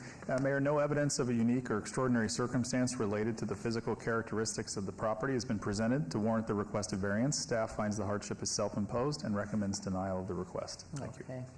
And this is a public hearing. Is there anyone from the community that would like to make comment on agenda item 53? Let me then see if council has any comments before I turn it over to Councilman Greer. We're all good here. And I'm going to close public comment, turn it over to you. Thank you. Thank you, Madam Mayor. I'm going to make a motion to approve item number 53. Okay, there's a motion to approve agenda item 43. Please vote. 53. Goodness, my mouth and brain aren't together today. And please vote and post congratulations. Thank you so much. Thank you. Thank you very much. Have a good day. Thank you, you too. Okay. What's our next? 55. Okay. And that is 230674 MOD 1. Public hearing, applicant owner Century Communities in Nevada LLC for possible action land use entitlement project request to amend the Sky Canyon design guidelines lines to amend minimum building setback and maximum driveway slope standards for townhomes in the Sky R-2 district on approximately 1,032 acres northwest corner of Grand Teton Drive, Grand Canyon Drive, TD Traditional Development Zone. This is Ward 6 with Councilwoman Bruni. Both the commission and staff recommend approval. This is a public hearing, and I declare it open. Is the applicant or representative present? Yes. Yes. Good morning, Mayor, members of council. Stephanie Allen, 1980 Festival Plaza Drive. Here on behalf of the master developer and the applicant for Sky Canyon Century Communities. This is a request for a major modification to the development agreement. However, it's specific to one parcel within Sky Canyon. This is the parcel that's the subject of the application. It's parcel 5.06 within Sky Canyon. And you can see it's located at the southwest corner of Iron Mountain Road and what is Sheep Mountain Parkway alignment. It's a long, skinny parcel, and it's adjacent to the Red Rock Conservation Area, and then cornered by Iron Mountain on the north, and then the Sheep Mountain Parkway alignment to the east. From a grade standpoint and a drainage standpoint, this site is a bit challenging. It's narrow, and you can see the roadways form it or box it in, if you will. And so in developing this site, it's already been approved for a mix of detached single-family homes as well as some townhomes and some cluster homes. However, in developing it out, rather than submitting dozens of deviations to account for the drainage situation and some of the challenges with the topography, we instead worked with your staff to amend the R2 standards specific only to parcel 5.06. So this allows some flexibility with the setbacks for the irrigation lines on the townhome product, and then also with the slopes for the driveways on certain product types. Staff is recommending approval. We very much appreciate all their hard work on not only this application, but the entire master plan community, and appreciate their support, and we very much appreciate yours today as well. Wonderful, and I think all's cool right now with, since your department approved? Yes, Madam Mayor, Peter Lowenstein for the record. We're in acceptance of the proposed modifications to the design guidelines to address the unique situations arising in the development of parcel 5.06, and we are recommending approval. Thank you very much, and this is a public hearing. Anyone who has comments or concerns or approval for agenda item 55, please come forward and state your name for the record. Hearing and seeing no one, I will close public hearing, and we'll turn this, unless there are comments, questions here, over to you, Councilwoman Bruni. Thank you, Mayor. Thank you, Ms. Allen, for the brief and thorough presentation. With that, I will make a motion to approve item 55, 23-0674- mod 1, major modification. Thank you. Thank you very much. There's a motion to approve agenda item 55. Please vote and please post. Well done. Thank you very much. Appreciate it. Motion approved. And we will now go to agenda item 56 and 56A and B. Okay, 230653 and the following land use entitlement project request in .20 acres northeast corner of Vegas Drive and Michael Way, R3, medium density residential. 56A 230653 VR1 to allow 7 parking spaces where 8 are required. 56B 230653 SDR1 for proposed 2-story 4-unit multifamily residential development with waivers of Title 19.06 development standards. The applicant owner is Vishlav Weston. The Planning Commission recommends approval, and staff recommends denial on the entire land use entitlement project. These are in Ward 5 with Councilman Creer. Public hearings, which I declare open. Is the applicant or representative present? Good morning. Good morning. And your name, sir, please. Good morning, Mayor. Good morning, Council. My name is Nasko Balakchiev, 1025 South 1st Street, Suite 140, here on behalf of my applicant, Vyacheslav Weston. We're presenting this development to you this morning. It's a 2-story, 4-unit multifamily development located at the intersection of Vegas Drive and Michael Way. Each unit is 2 bedrooms, about 1,000 square feet, for a total building square footage of a little bit over 4,000. It's a very tight site. We've been challenged to fit the building and fit the parking, but I think we've come up with a good solution. So we're requesting a parking variance to reduce the amount of parking spaces required from 8 to 7, so just a reduction of 1 parking space. And we're requesting a couple of landscape waivers to reduce the landscape buffers along the east, north, and west property lines of this property. So here you can see a site plan indicating the units to the south. We've brought them as far south as possible to minimize any privacy issues with the neighbor that's to the north. We have a single-family residence to the north, a gas station across the street to the east, more multifamily across the street on Vegas Drive, and then a residence that was converted to a business along the western property line. And as you can see, we've fit 7 parking spaces, a trash enclosure, and the building within the site. And here is an aerial rendering kind of indicating what's around there. So this is Vegas Drive here, this is Michael Way, this is the Circle K across the street, and this is a development in question. And this is an elevation from Vegas Drive facing north. So we've designed a pretty innovative and attractive building that I think will contribute significantly to that neighborhood and offer some different housing options as Vegas is growing and we need more housing. So, and this is an elevation of the east facade. So a couple of innovative things about this development. The exterior walls will be constructed out of insulated concrete form, which is basically Lego blocks that are made of foam that you stack together and fill with concrete. So it creates a much more insulated building than your standard wood frame. So the energy use of this particular development should be significantly reduced versus your standard wood-framed multifamily that you see throughout town. We've also tilted the roof slope towards the south to maximize solar gain. If this rooftop were ever to receive solar, it's perfectly oriented for maximizing that. A couple more renderings to show you here.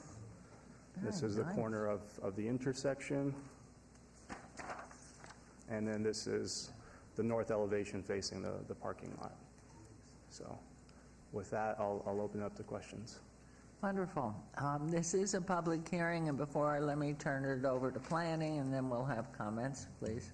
Thank you, Mayor Seth Floyd. For the record, due to the requested waivers and exceptions for landscaping that do not support the master plan and a parking variance, staff is not able to support the proposed multifamily development and is recommending denial of both applications. Thank you. Okay, thank you. This is a public hearing. Is anyone present who would like to make comment on agenda item 56, A and B? Seeing no one, hearing no one, I will close public comment. And does council have any comments, question? We're cool here. Good morning, Mr. Creer. Thank you, Madam Mayor. I'll make a motion to approve item 56, A and B. Thank you very much. This is a motion on agenda item 56. Please vote and please post. And that carries unanimously. Thank you, Mayor and very Council. much. And we're on to agenda item 57, 58, A and B. We'll now hear items 57 through 58B together as they're related, but one vote on them separately. 57, 240102, GPA 1 Land Use Entitlement Project Request from TOD 2 Transit Oriented Development Low to H High Density Residential on 1.49 acres located south side of Harris Avenue between Lily Lane and Effinger Street.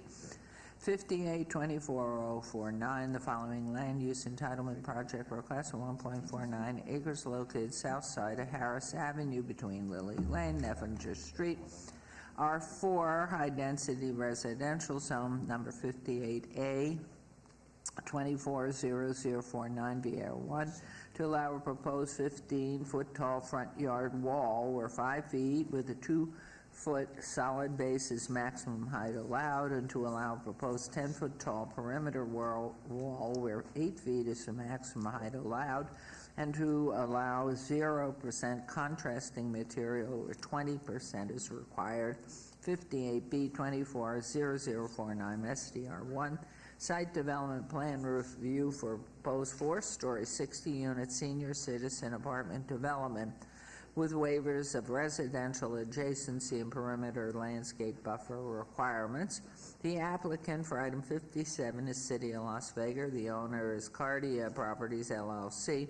The applicant for items 58 through 58B is George Kakis, Inc., and the owner is Cardia Properties, LLC. The Planning Commission and staff recommend approval on both land use entitlement projects. These are in Ward 3 with Councilwoman Diaz, public hearings which I declare open. And you are the owner or representative? Representative Luke Stoner, 4150 South Hualapai Way. Okay, thank you very much. Do you want to make some comments here? Yes, just a rundown again of what we are requesting. This is on our 4th phase of McKnight Senior Village, an affordable senior apartment development. We are applying for a site development plan review for this 60-unit development with waivers on the building orientation, residential adjacency, and perimeter landscape buffer, as you stated earlier. and an exception for the uncovered parking spaces regarding the requirement 1 tree island required per 6 uncovered parking spaces. We are also applying for a variance on the 10-foot perimeter wall to match the existing development that's located just to the south of this proposed site.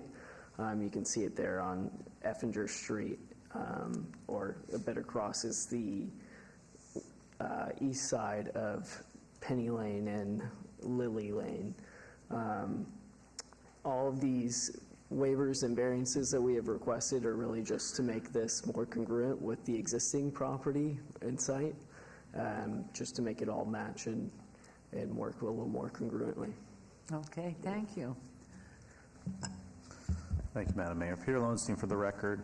A key priority of the East Las Vegas area of the city is to redevelop substandard housing stock with affordable, high-quality housing. The proposed amendment will conform to the goals of the Las Vegas 2050 master plan and will allow the density necessary for construction of a quality, affordable housing development. In addition, the zoning district allows this amendment are compatible with the existing surrounding zoning districts, and staff is recommending approval of the general plan amendment. Staff also finds that the requested waivers of residential adjacency standards to be appropriate, as it allows for the viability of an affordable housing development and represents at least less than 10% deviation from the setback requirement. Staff also finds that the wall variance to be minor, as this allows for the proposed walls to be compatible with the existing walls to the south of the site. Likewise, the requested landscape waivers will not negatively affect the site or the surrounding area. The proposed senior citizen apartment complex development will provide additional affordable housing options in this area and can be compatible with the existing residential development and school developments. Therefore, staff is recommending approval of the variance in the site development plan review, subject to conditions. Thank you. Thank you very much. This is wonderful, much needed affordable housing. These are public input items, so is there anyone from the public wishing to have any comment? 57, 58, 58A and B. Any comments, questions from council? We all look okay, and there are conditions, so I gather. Councilwoman Diaz, these are yours. Thank you, Madam Mayor. I love that now we're going to have one contiguous senior complex extending, because you're currently off of McKnight, and then now this is the 4th phase, and so I've visited the community many a times. Everybody's happy that lives there. You guys do a great job offering a lot of different support services to your residents, which if our seniors are happy, everyone's happy. But I did want to ask our staff, I know that when this same subject site came up probably about 4 years ago, if not longer, we were talking about the impacts of the school employ the angled parking spaces off of Effinger yet, and if that was considered in vetting this new application.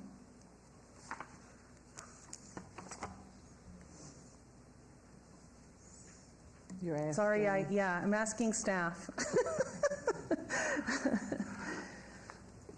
I know that they have worked with the city engineers department on developing this site. I'm uncertain as to whether we're putting the angled parking on the south side. I know it's on the in the area, but I'm not entirely certain, so I'm looking right now, and I'll try to get back to you in a minute. Okay.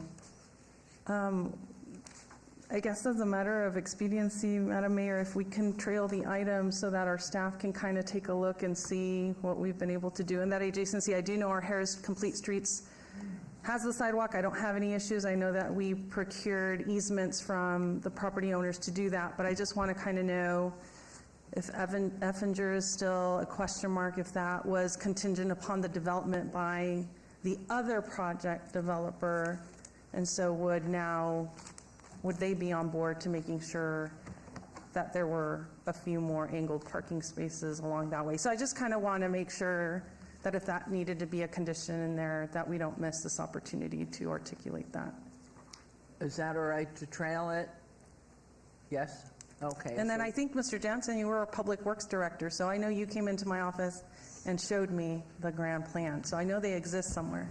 Mayor and Council, Mike Jansen, City Manager. Councilwoman Diaz, correct. I remember when this project that's a little further to the south came in. I worked with Joey and Joe Norby on looking at an opportunity for Effinger. It's a very wide street to do a angle parking for helping with some of the concerns. And so I see Joey's in the back, and I think between Joey and Bart, they probably can see the status of that angle parking. It really was a pretty easy restripe of the corridor, and so it's possible that Joey and Joe's team can implement that with our own crews.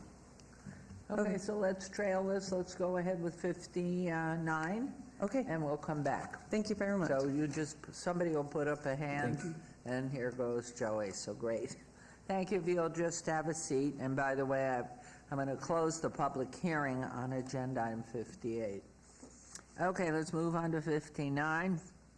240075, possible action following land use entitlement project request on 8.80 acres, northwest corner of Durango Drive, Grand Montecito Parkway 2C, Town Center Zone, 59A 240075, MOD1 from UCTC Urban Center Mixed Use Town Center to MTC Medium Density Residential Town Center, 59B 240075 VR1 to allow Stubb Street termini where a cul-de-sac or hammerheads required. Number 59C 240075 SUP1 proposed gated community with private streets with a waiver to allow one active gated entrance where at least two are required.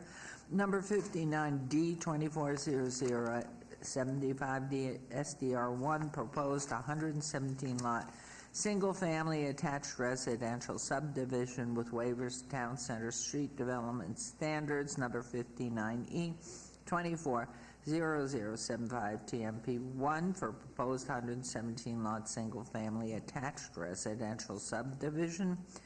The applicant is Greystone in Nevada. The owner, Centennial Hills Maba Owners, LLC. The Planning Commission recommends approval. Staff recommends denial on the entire land use entitlement project. These are in Ward 4 with Councilwoman Polensky are public hearings which I declare open. Is the applicant or representative present? Good morning again, Mayor, members of council. Stephanie Allen, 1980 Festival Plaza Drive, here on behalf of the applicant Lennar Homes. This is a project with a lot of history, or a parcel with a lot of history. You can see on the overhead, it's located at the corner of Grand Montecito Parkway and Durango Drive. There is commercial to the north and to the west of the site, vacant property to the east of the site, and to the south of the site there's a park as well as a church and another park just to the west of that. It was originally planned and contemplated for commercial and has not been developed out. A couple of years ago, an application came in and was approved for a higher density multifamily project on this corner, so that application currently exists and has not yet expired. That was for 246 units and a parking reduction on the property.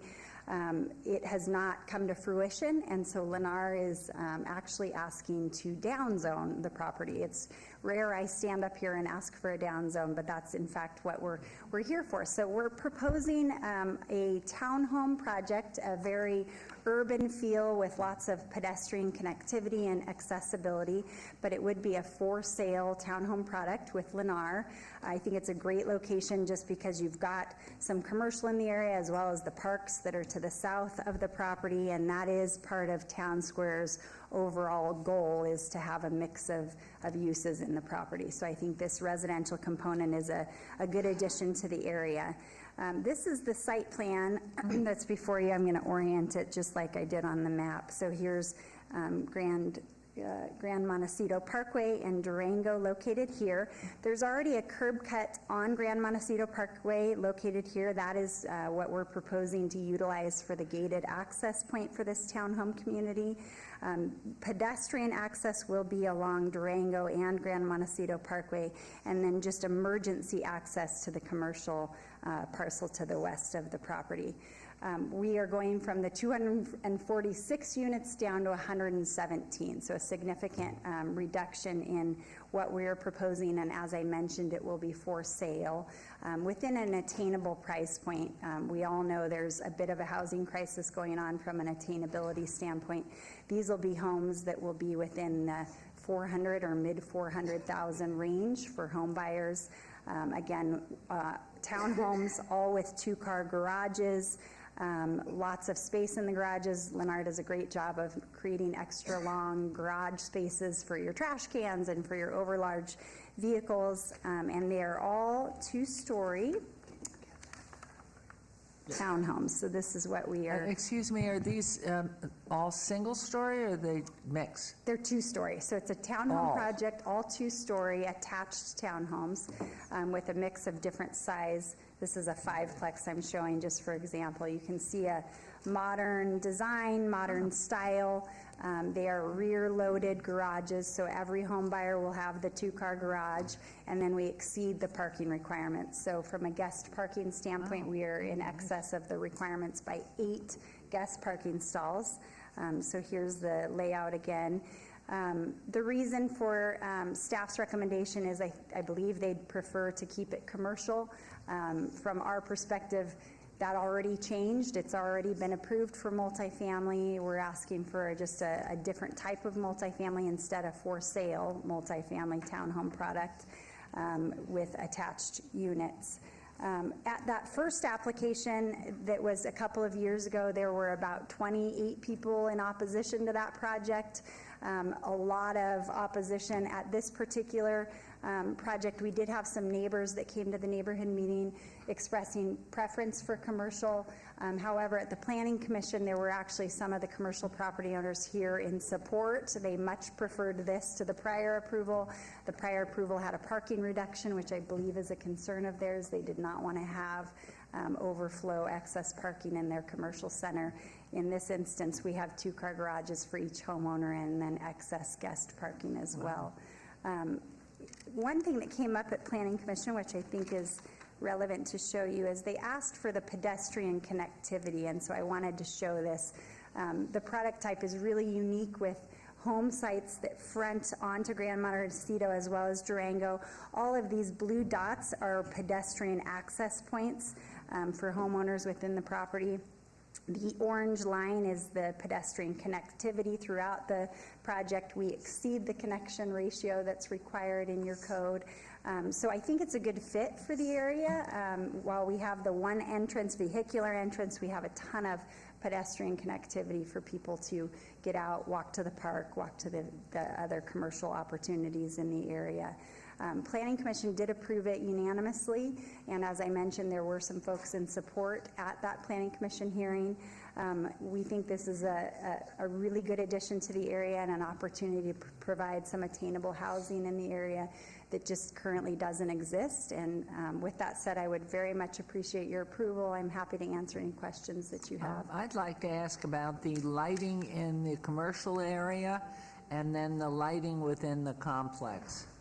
Sure. So for our development, the lighting will be just mostly on the townhomes, the coach lit. I don't know that we have street lighting, so just the normal neighborhood lighting on the homes. The commercial subdivision certainly has commercial lighting. If that's a concern for council, I'm sure Lennar would be happy to make some disclosure to home buyers that they know they're entering into a commercial area. Most of the lighting these days is pretty good with the LED lighting where it focuses down into the parking lots and doesn't spill over. In fact, your code requires that. But if that's a concern, Mayor, we're happy and two, what's in the commercial center as close to the complex on the north that's there, what kind of lighting? And I gather in looking at your slide that these do not have backyards, or they have They have patios, so it's a 8-foot patio that most of them have. So these are rear loaded, and then in the front, the front doors are in the front, and they have patio areas and opportunities for home buyers to have open space. Also in the middle of these paseo areas are where the open space would be. So a little bit unique, more of a front-loaded concept, really cool along Grand Montecito and Durango, so it'll look really nice from the street level. People will have their homes facing out, which is more of an urban feel and an urban concept, and I think in compatibility with town center and what's expected in this area. And their complex to the north, that commercial complex is full, almost full, And again, that lighting for the northernmost residential units.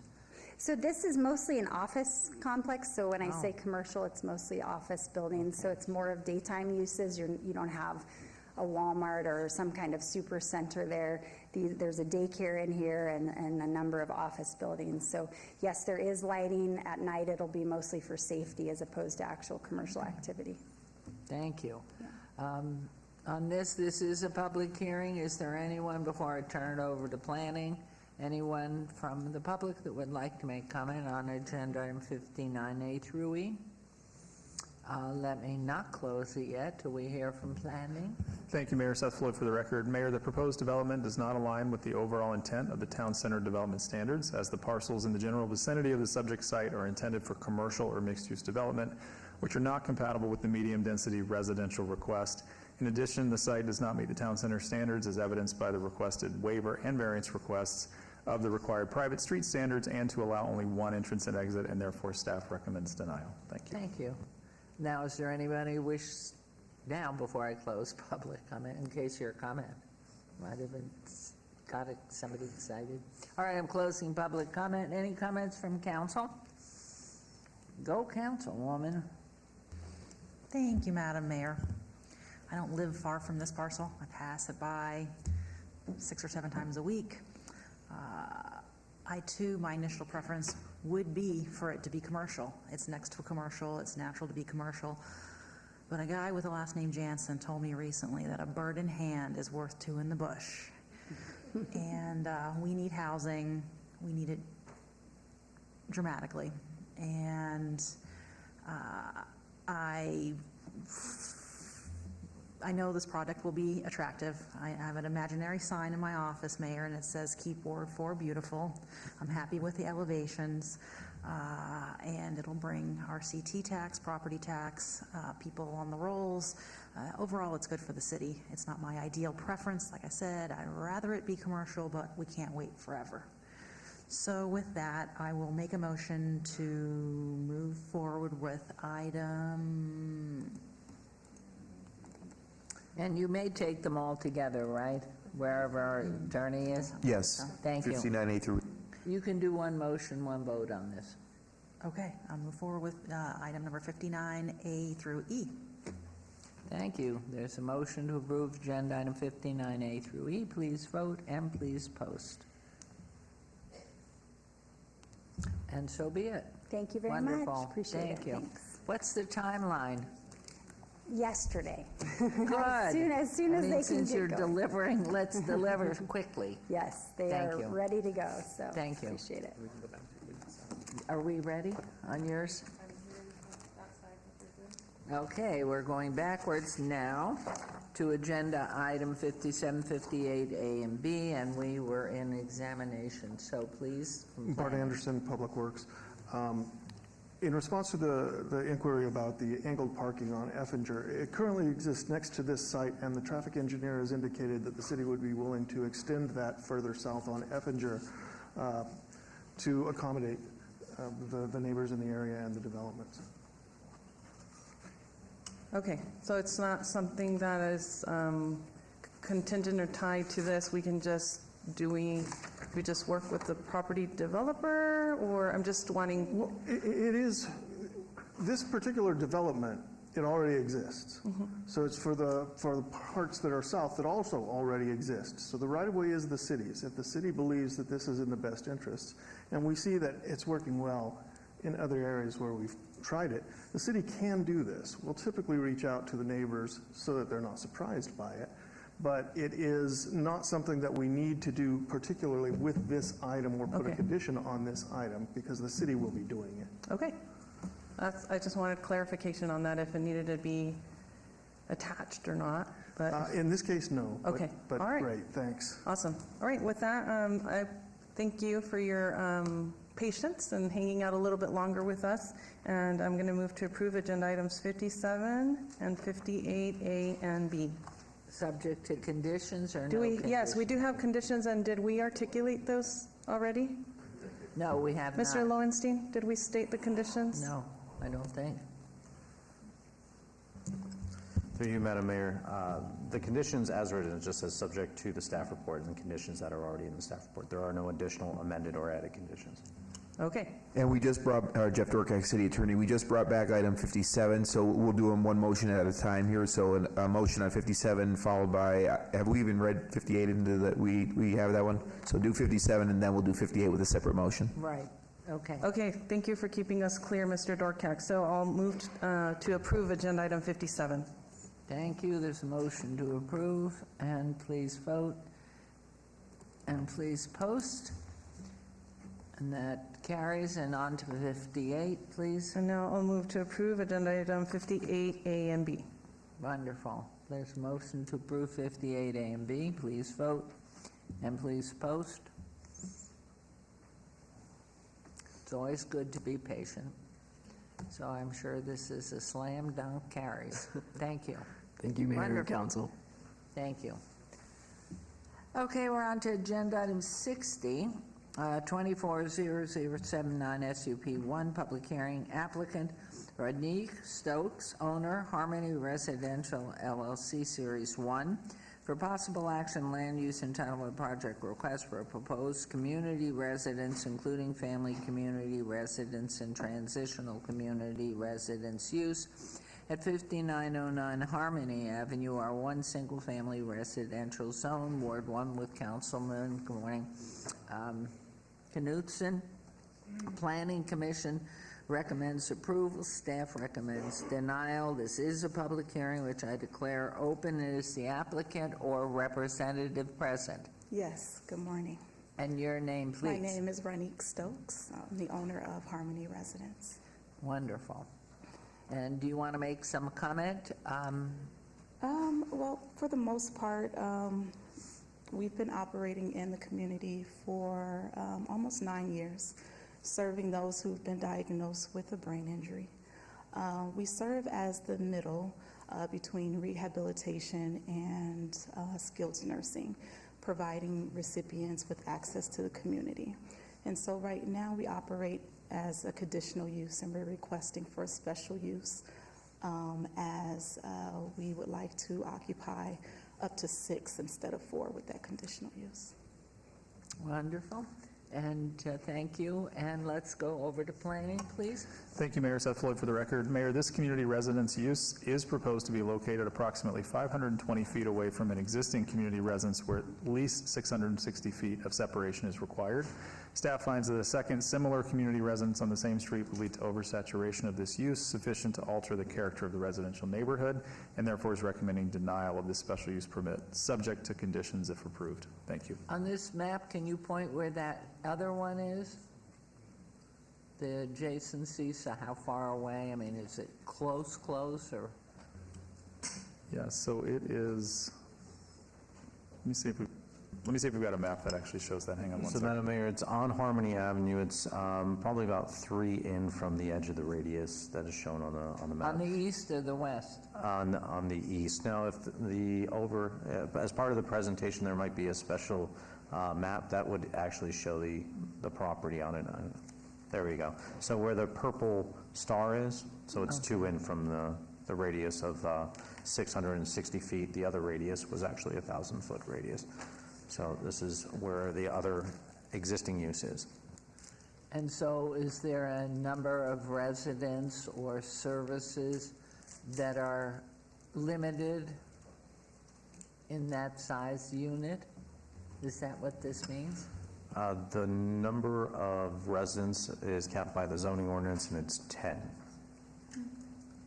Okay. And I'm sure you have all the information on this. This is a public hearing, agenda item 60. Is there anyone from the public who wishes to make comment or participate in this? I'll close the public comment. And anyone from council, questions? Please, Councilwoman Thank Diaz. you. Because you mentioned that this is specifically for folks who have traumatic brain injuries, can you, I guess, educate us as a council the state in which you receive clients, and then at what point are they no longer with you? Just because I think when we hear 4 to 6, to more folks, it could cause concern, but I think also speaking to the state in which folks come and they receive your services, and then at what point they leave is also important to making the determination for you moving forward. So if you could just educate us on that. Absolutely.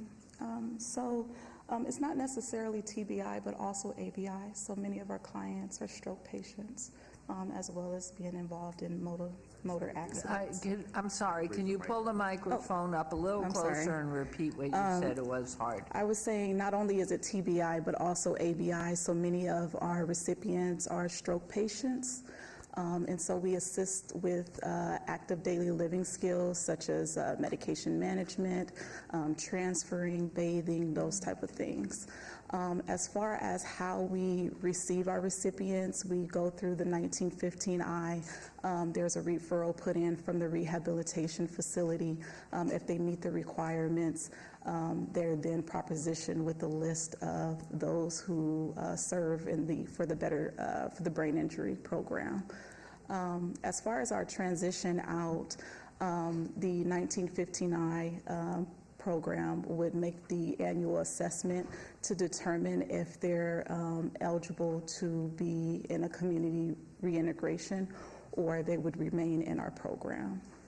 So is it safe to say that the folks that are with you during the time they're with you, they're not leaving, coming, going, driving themselves any place? They do have access to the community, so there is a lot of function still there. I mean, there's different levels when it comes to brain injury, mild to moderate to severe, so we wouldn't accept more so those who are severe, but have some functions but still need assistance. Thank you. And do you live in the property? I do not. You do not. So is there someone 24/7 in the property that is supervisory, professional background, and is this your only unit, or is there another that you also have? Yeah, there's another unit, and then we're expanding in Henderson to 16-unit bed. Okay. And how long have you been in this profession? July would be 9 years. 9 years. Okay, thank you. Let's turn this over unless there are any other questions. Yes, please, Councilwoman Bruni. Thank you, Mayor. You already asked one of my questions, but is it the case that DHHS is the regulatory body, so would they be the ones to come out and do regular checks, or does the city have any role in, making sure the homes are clean, et cetera? Yes, well, under the 1915I, which is Medicaid, who we accept, they come and do the checks, as well as the state. They are transitioning to where it would be the state that would do the regular checks. That is to be approved sometime this year. But right now, we fall under CARF International, which is the accreditation for rehabilitation facilities, and they do their checks. Okay. And just a thank you, because I know this type of housing is very much needed in the community, so thank you. Welcome. Thank you, Ms. Stokes. Do you mind answering the question of what I think some of our council members are asking is, who's going to be with the patients, and what are their qualifications and education and experience levels? Absolutely. So we have, it's 24 hours. We do have 2 staff per each shift to accommodate that. We do have CNAs. We do have also our doctor who comes and do, the assessments to make sure that they fall into and that everything is good with the clients. Thanks.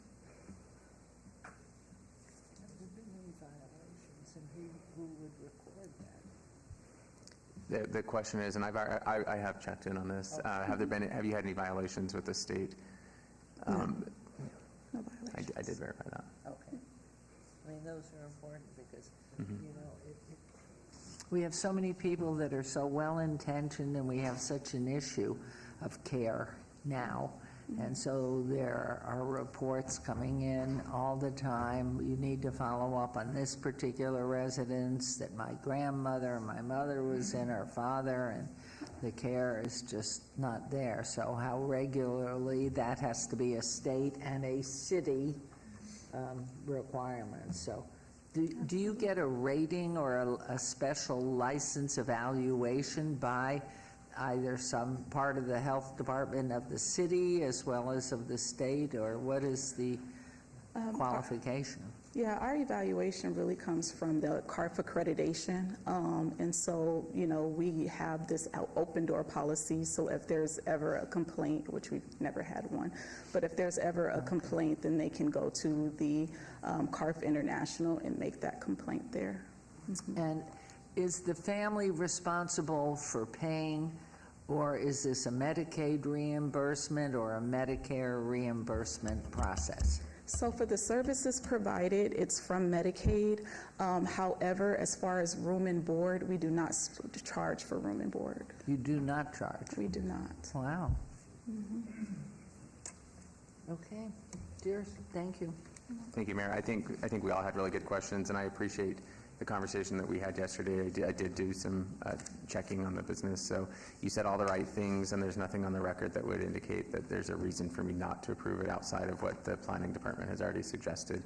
One thing I'm going to suggest is that the concern that I think the council feels, which I didn't bring up with you yesterday, so I hate to put people on the spot, but generally, if something goes wrong, the neighbors are going to call me and say, something's not right here.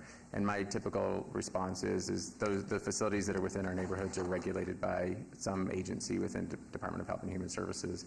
And I'm pretty familiar with that regulatory process. Because of the use that you're here for today, that purple star is the biggest challenge. But I actually think it's going to be pretty harmonious and compatible with that neighborhood. I know that neighborhood pretty well.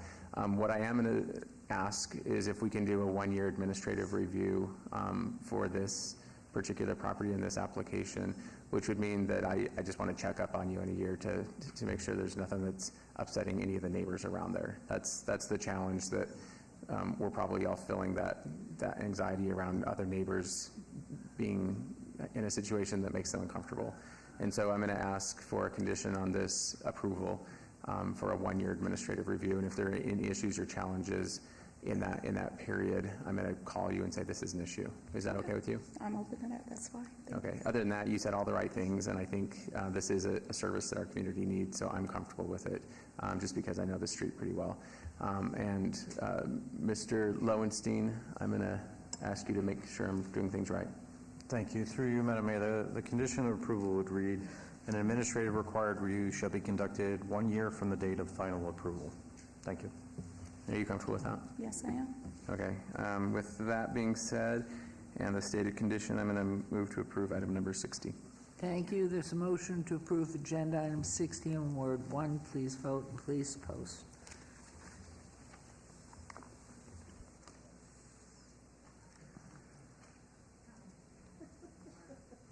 The motion carries. Thank you. Good luck to you. Thank you. Thank you.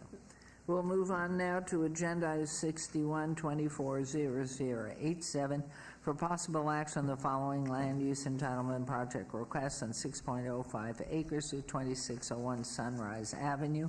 Number 61A, 240087, GPA 1 from PF Public Facility and Medium Density Residential. 61B, 24008701 from CV Civic to R3 Medium Density Residential. 61C, 240087 VAR1 to allow 203 parking spaces where 221 are required.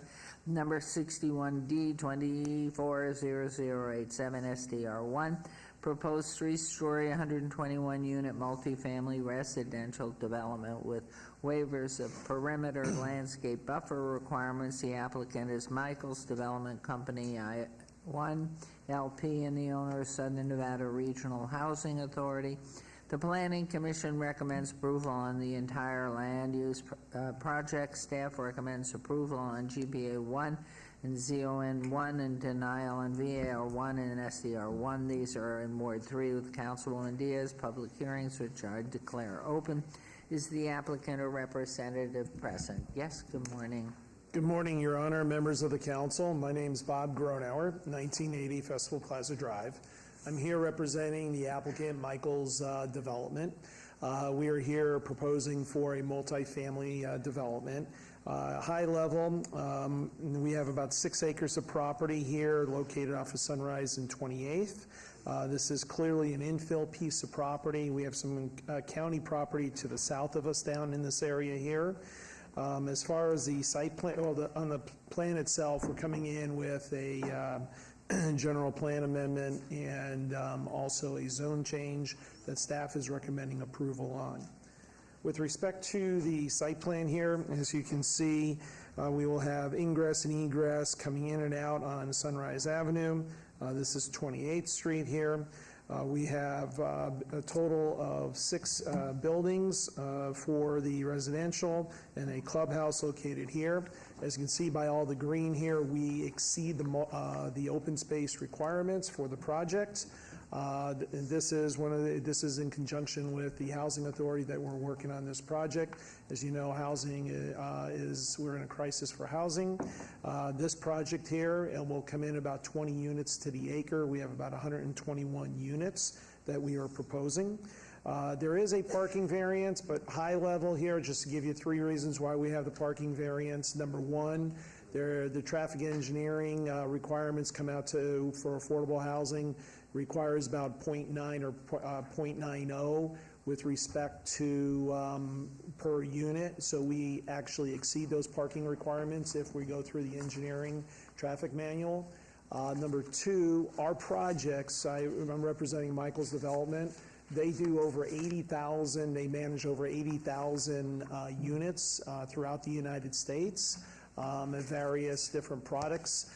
So a product like this, typically they max out about 1.6 parking stalls per unit, which we are within that on the high end as we are proposing here. And then there was a study done by Nevada Hand a few years ago on all of their affordable housing projects, and their parking counts came anywhere from 1.1 to 1.6 parking per unit. So because of that, we feel very comfortable that we're 18 stalls short, but based on all that information from what we have from the engineering manual, what we have from real life of what happens here in Southern Nevada with other affordable projects, and the developer who is very well known for over 50 years in doing these type of products that are coming here into the valley, we're comfortable with the parking of what we're asking for. This is a $54 million investment in this area, so we don't take anything lightly here. We've been working with Councilwoman Diaz's office with security. We had these discussions yesterday. Our client's going to have either 24/7 security on site, or we're going to have cameras here for security purposes. But regardless, we're going to work with Metro to make sure that we have some form of acceptable security in this area.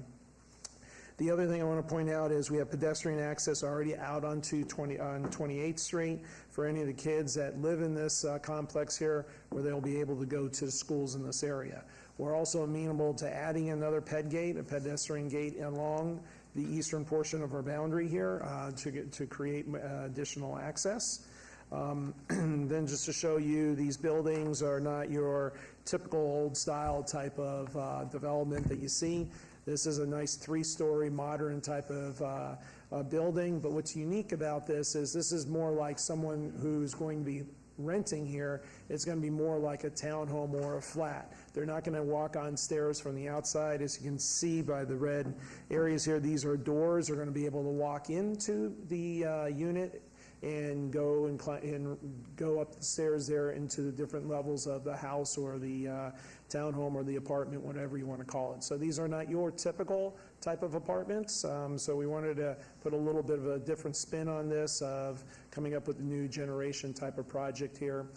We did have a neighborhood meeting. I think there's a neighbor or so here who wants to speak. The one thing I do want to address, and we've worked with the Councilwoman's office, and I know your staff is going to look into this, along Sunrise. So what's interesting here is along Sunrise in this area, the north half of Sunrise is under the city's jurisdiction. The south portion of Sunrise is under Clark County's jurisdiction. So one of the neighbors who's here, his concerns has been, he lives in this right in this area here on the south side of Sunrise, And his concern is two things, is during the school days, there are times people park in this area and block his driveway. And then the second thing is there's truck traffic that comes through Sunrise. So we'll be working with the councilwoman's office in conjunction with your Public Works Department and Clark County Public Works Department to address that, because although the gentleman who's here today lives in Clark County, we want to make sure we're good neighbors and trying to work with him to address his concerns with respect to the project. So I want to bring that up and just tee it up for when he comes up to speak on that, so you understand what we're talking about with respect to the south portion of Sunrise is in Clark County. Okay? That being said, we'd ask you, the Planning Commission, town board's in the county. The Planning Commission recommended approval of the application of all of our applications that are before you, and I'm here to answer any questions that you might have. Couple of things right off the top. Third floor resident, are there elevators in there, or are they all walk up? They're all walk up. Yeah, they're all walk up. They're walk up. Okay, so seniors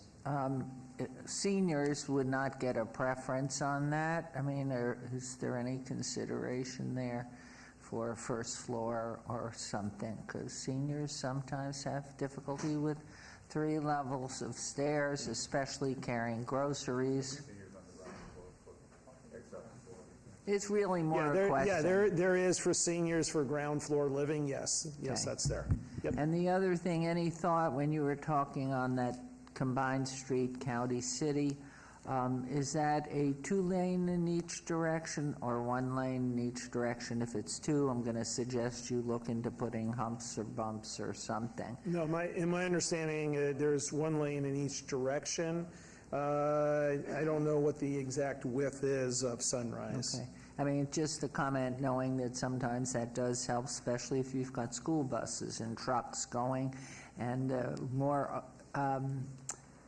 the quicker, the ease to get through it, to get somewhere, especially for trucks. They'll be speeding along, and trucks don't stop as quickly as cars. So just thought of humps to slow them down, notification that this street is that way.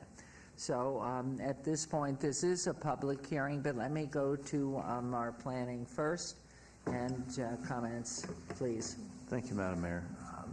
Peter Lowenstein, for the record, staff supports the requested general plan amendment and rezoning as they are compatible with the existing land uses designations and zoning districts, and staff recommends approval of both. The requested variance cannot be supported, therefore staff is not able to support the variance in the site development review and is recommending denial of both. Thank you.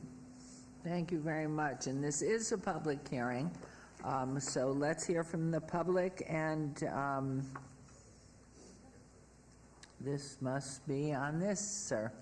Please come up, state your name for the record. And my name is Eric Henry Hilbrecht. I am 95 North, 27th Street, Las Vegas, Nevada, 89101. I live in the unincorporated Clark County, and at first we were a little shocked about this development. However, after speaking with the applicant and with Councilwoman Diaz's staff, me personally, I feel a lot more confident. you feel, I'm so sorry, can you pull the mic closer? Thank We you. were concerned mainly about privacy because of the height of the apartments, but then I've been assured that the balcony will only be on the 2nd floor, and that they'll help us address the traffic issue. So with Councilwoman Diaz's staff, she's reassured me that that'll be taken care of. So on behalf of the Hilbrecht family, we'd like to support this proposal. Is that Ty Hilbrecht's family? Yes, ma'am. Oh, my heavens. And how are you related? I'm his nephew. Nephew. Wonderful family. Mercedes says hello, too. Wonderful family. So, but does that become a condition on this, or what's happening? Well, you'll get to it. Okay, sir, and if I might ask you to take your hat off if you're going to speak out of courtesy to our staff. Your name, please, sir. David Gomez, 1713 Walnut Avenue. President of Nevada Peace Alliance, CCSD Bridge Commissioner for 20 years, volunteer, parent of 7 children, and a East Las Vegas proud citizen. I, in the beginning, was opposed to it because information wasn't transparent as I would like it to be. But after sitting down with the Southern Nevada Housing Authority and Cody from Michaels, they have ensured that the things that we want to see in place in our neighborhood, safety, security, things for children, are implemented and are in place for us. I'm glad that Michaels came. They actually met with some of the people in the community that I wanted them to meet with, and they were very accommodating to the structure and everything, how it's going to work. They also offered scholarships that they actually put together themselves for our kids in East Las Vegas, for the black and brown kids that we do have there that I represent as a commissioner. But at that token, I just wanted to make sure that, in opposition in the planning meeting, I am now in support of, even though I would like to see the CV enforced. But if this is going to be even a better thing and a good thing for our community and our neighborhood, which people do need affordable housing, because there is so many different things going on in that neighborhood that I just do not want to get into. But there's some very strong support and avid support from people that I know, that I have spoken to, because I'm boots on the ground and I get out there and I talk to everybody. It doesn't matter who it is. I want to support them, and I want to see this go through and make sure that this is something that is good for our community, and they are actually willing to do everything possible to make sure that this is good for our community and our constituents in that area.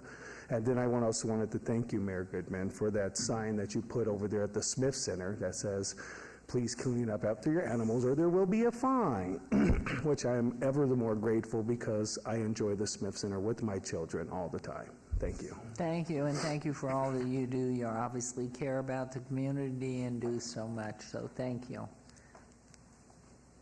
Good morning. Good morning. You're a busy man. Yes, I am. Thank you. I'm Louis Jordan. I'm the executive director. Whose birthday was yesterday, everybody? Thank you, Mayor. The whole day. The whole day. I'm the executive director of Southern Nevada Regional Housing Authority. I wanted to just come up and just reiterate to the mayor and the council the need for affordable housing in our community, and I also wanted to speak to the notion of being a good neighbor. Where this development will go, we also have other public housing sites in that area. And staff and I have met with community to reassure that we will, in fact, be good neighbors. One of the reasons that we selected Michael's Development and Management Company is because of their long history in managing property. And as a property manager ourselves, we know that there's something we can learn from someone who's done this at different levels in different communities. So again, I just wanted to reiterate our commitment, to continue to build and maintain affordable housing, but more importantly, to being a good neighbor. Thank you. Thank you, and belated happy birthday. Thank you. Hopefully yesterday will turn out successfully, and for Michael's development, thank you for all that you do and the reputation you've built for excellence and doing what communities need, not just scraping along, but doing the right thing. And the project looks wonderful. So anyone else from the public want to make comment on agenda items 621A through D? All right, I'm going to close public comment. Ask for any comments coming from, nope. Well, lucky you again. Thank you, Madam Mayor. It makes my heart happy to know that we are seeing things come through fruition that we've wanted for a really long time. That lot has been sitting idly there for many years, and actually if Mr. Gronauer can kind of put the site, the one that shows sunrise a little bit more, because this one you can't really see, but if you put the next one, I believe, right? I used to attend the old Sunrise Acres Elementary School that is now a maintenance yard adjacent in the midst here, and this used to be the site of Variety School, which was the special needs school for Clark County School District at the time. Then move forward, schools get rebuilt, old schools get demolished. Now Variety sits off of where my old Roy Martin campus used to be, and now Variety sits there, and this has been just sitting vacant for quite a few years. And I know that this was part of a land swap when the library was built further closer to Bonanza. So the East Las Vegas Library is there because we swapped some land with the Housing Authority here. And the mission has been to try to bring more affordable housing units to our community. And I said that my heart is happy is because I feel like we hired Mr. Lewis Jordan because he had that vision. He came through and saw the possibilities of vacant infill lots that were just sitting idly in our communities. And now it's making me proud that we have a leader that's making things happen to make sure that this doesn't just sit there as a vacant lot, but it's value added for a community like my family, where I lived in also affordable housing, helped my father get his feet from under him, and we didn't have to stay there forever. We've been able to make progress, and I think a lot of people think, oh, it's for people who don't know. It's for working families who are just wanting stability and wanting to provide the best for their families. And so that's why I'm super ecstatic that this is coming together, and that we're leveraging all the partnerships, because building workforce housing, affordable housing is not an easy task. There's so much funding that you have to braid into the projects. And so I just want to thank Michael's Development for heeding the call, Southern Nevada Regional Housing Authority for stepping up and finding Michael's Development to be the property manager. I've sat down with Mr. Gronauer to review this on several occasions. We talked about where we want to make sure there's pedestrian access, because we do have the neighboring middle school and the neighboring elementary, and we just want to make sure that kids aren't going to be wanting to jump the block fence to circumvent having to go through the sidewalks. And then another point of reference that is brought back to me from my staff, and I'm going to have Mr. Norby, I think, come and speak to this, is obviously us kind of abutting the county, there is no sidewalk on the other side of the street. And our team was recently out there doing traffic counts because we installed a four-way stop on 28th and Sunrise after we met with the Sunrise Elementary parents, telling us that traffic in this area is just a beast at drop-off and pickup times, and that a four-way stop sign was warranted. So, Mr. Norby, if you can come up and just speak to just to the neighbor's point, we saw children kind of crossing across the way there willy-nilly, and I think that this is a sound opportunity for us to complete streets and neighborhoods and give all children, regardless of whether they live in the county or the city, the opportunity to be the safest that they can be. And so we've been noodling through, what does this mean? What does this look like? So Mr. Norby, if you can just educate my other council members on where we're at this point, evaluating the need and also the concerns raised by the adjacent neighbors across the way. There we go. Joseph Norby, City Traffic Engineer for City of Las Vegas. Thank you, Councilwoman Diaz, for the opportunity. To answer your question, I think a little bit ago, Mayor, we do have approximately 60 feet of right-of-way along Sunrise in front of this area, which is our typical two-lane roadway within the area. The south side does not have curb, gutter, and sidewalk. It is undeveloped for a majority of the way between 26th and 28th. However, just a little research that our group did yesterday, the city does own the full right-of-way width in that segment from 26th to 28th. Typically, we are, commonly it is center of roadway is usually that dividing line, but it does appear that we do own the full right-of-way width in that area. So obviously with our Vision Zero program, with our other programs that we have running with safe routes to school and making sure that we are accommodating all modes of traffic. We look at some of these infill areas that lack sidewalk and what can we do to get better sidewalk. Not only better sidewalk for those that need to use it, but also how does that help accommodate some drainage issues that we may have in these less developed areas of their town. So I think one of the things that we would look to do, if we can with this project or in conjunction with this project, would be to how can we better build out the sidewalk along that southern area, knowing that we do have 2 adjacent schools in the area that can accommodate a little bit better, safer routes and safer crossings to those schools. And could I ask a question on that? Yes, Madam If you were to go ahead and make a plan to improve that, would we then be going ahead and laying cable for internet connectivity for the area, which to me is another consideration that's so important to be able to get the connectivity to communication today? And is that an underlying plan project of what you're doing in the whole area? So I think a little bit of that, I think, comes with site development in general, bringing utilities to the site. Right. We'd have to work, obviously, with our telecommunication partners within the city as we go through the development process to ensure that we can get some of that connectivity going. Can you put a note on your tickler file that every time a request comes in from Ward 3 in that area, that as you're tearing up or putting in sidewalks, make sure that we get that connectivity as a piece of it, and look at our forthcoming budgets that we have an aside so that we can do that?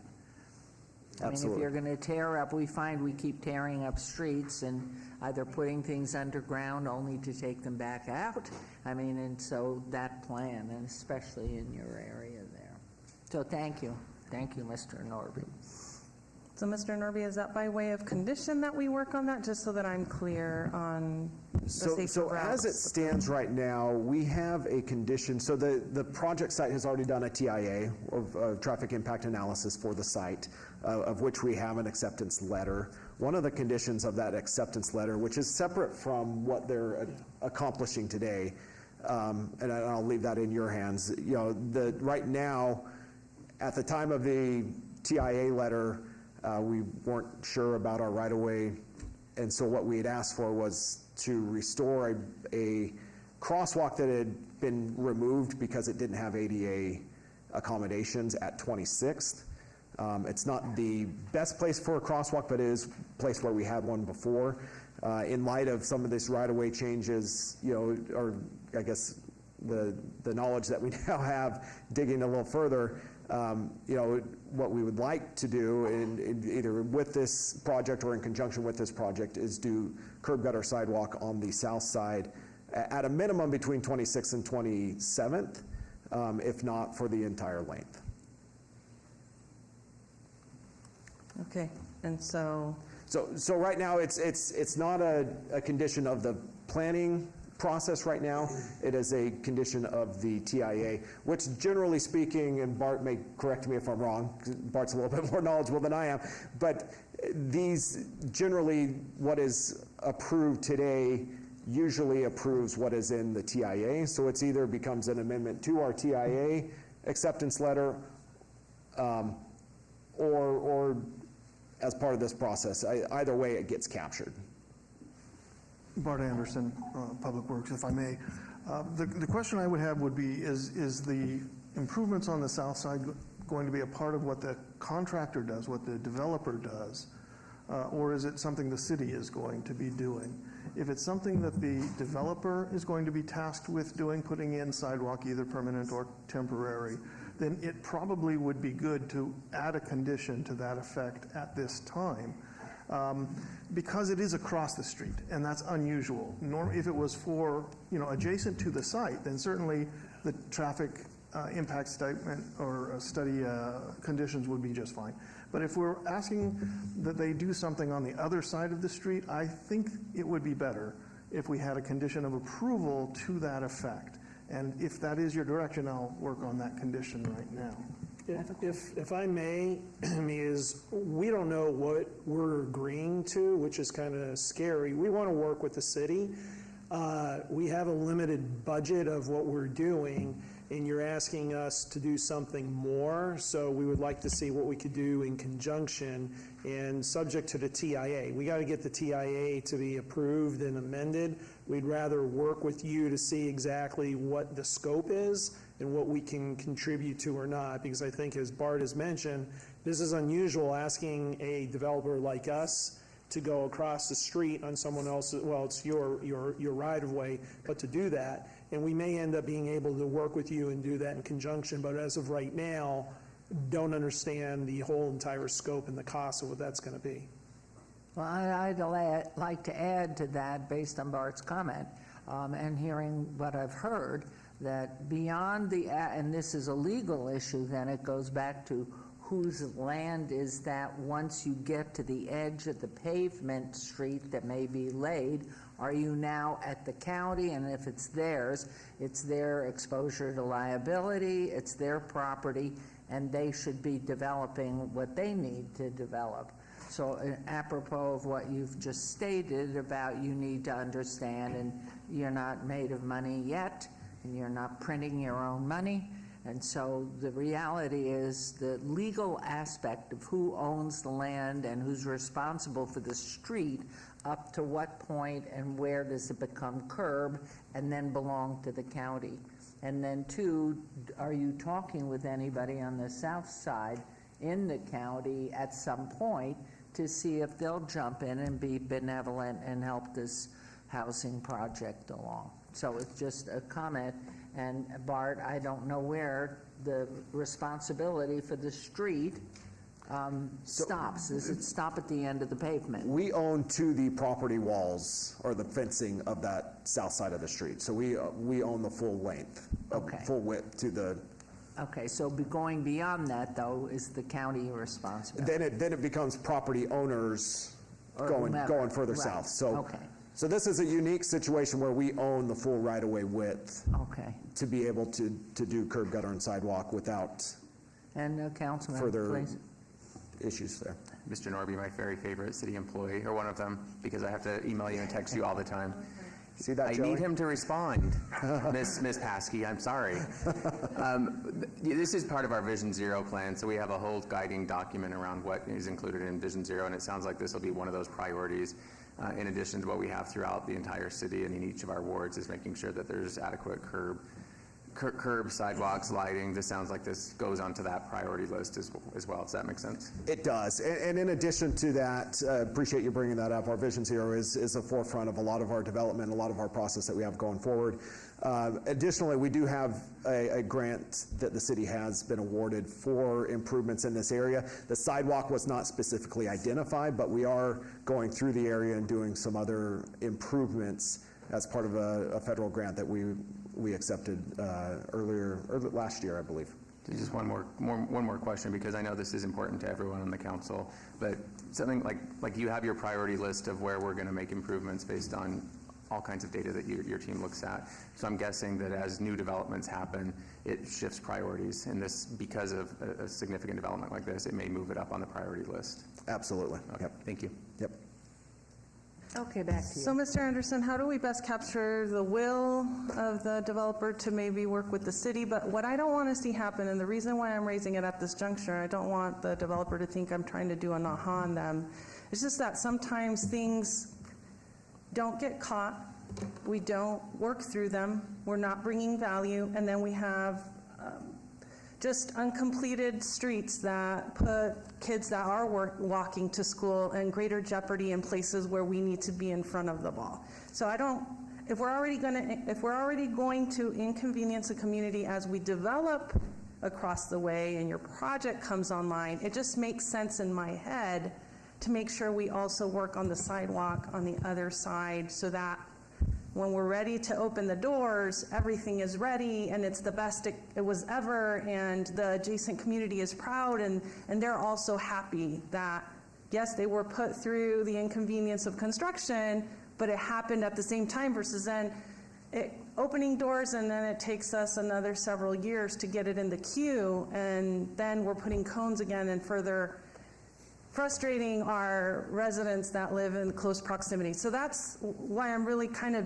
drilling down, making sure, because there's been places that we've blessed projects and they didn't have to do the sidewalks. And I can't be the council member and say that that's okay. I think we need to be as expedient and as intentional and ahead of things as possible. So that's why I raise this because sometimes in my community, we've been waiting a little bit longer for things that are a dire need and that we need to be on top of. And so I don't know what the best path forward. So Mr. Anderson, what's your suggestions? How do we capture that? Well, currently we have condition number 13 that requires the applicant to identify pedestrian attractors and recommend measures to accommodate pedestrians.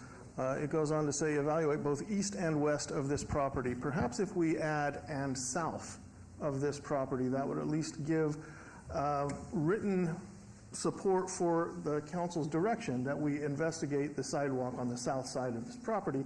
It may end up being a public-private partnership, if you will, if the city has funds available, and if the developer can accommodate often a temporary sidewalk, which is asphalt rather than concrete, but it does give that added safety and security to the pedestrians who are using it, and it's a bit more reasonable cost-wise. That gives staff the direction to evaluate that traffic study with specific reference to the south side of the street. I'll defer to the developer.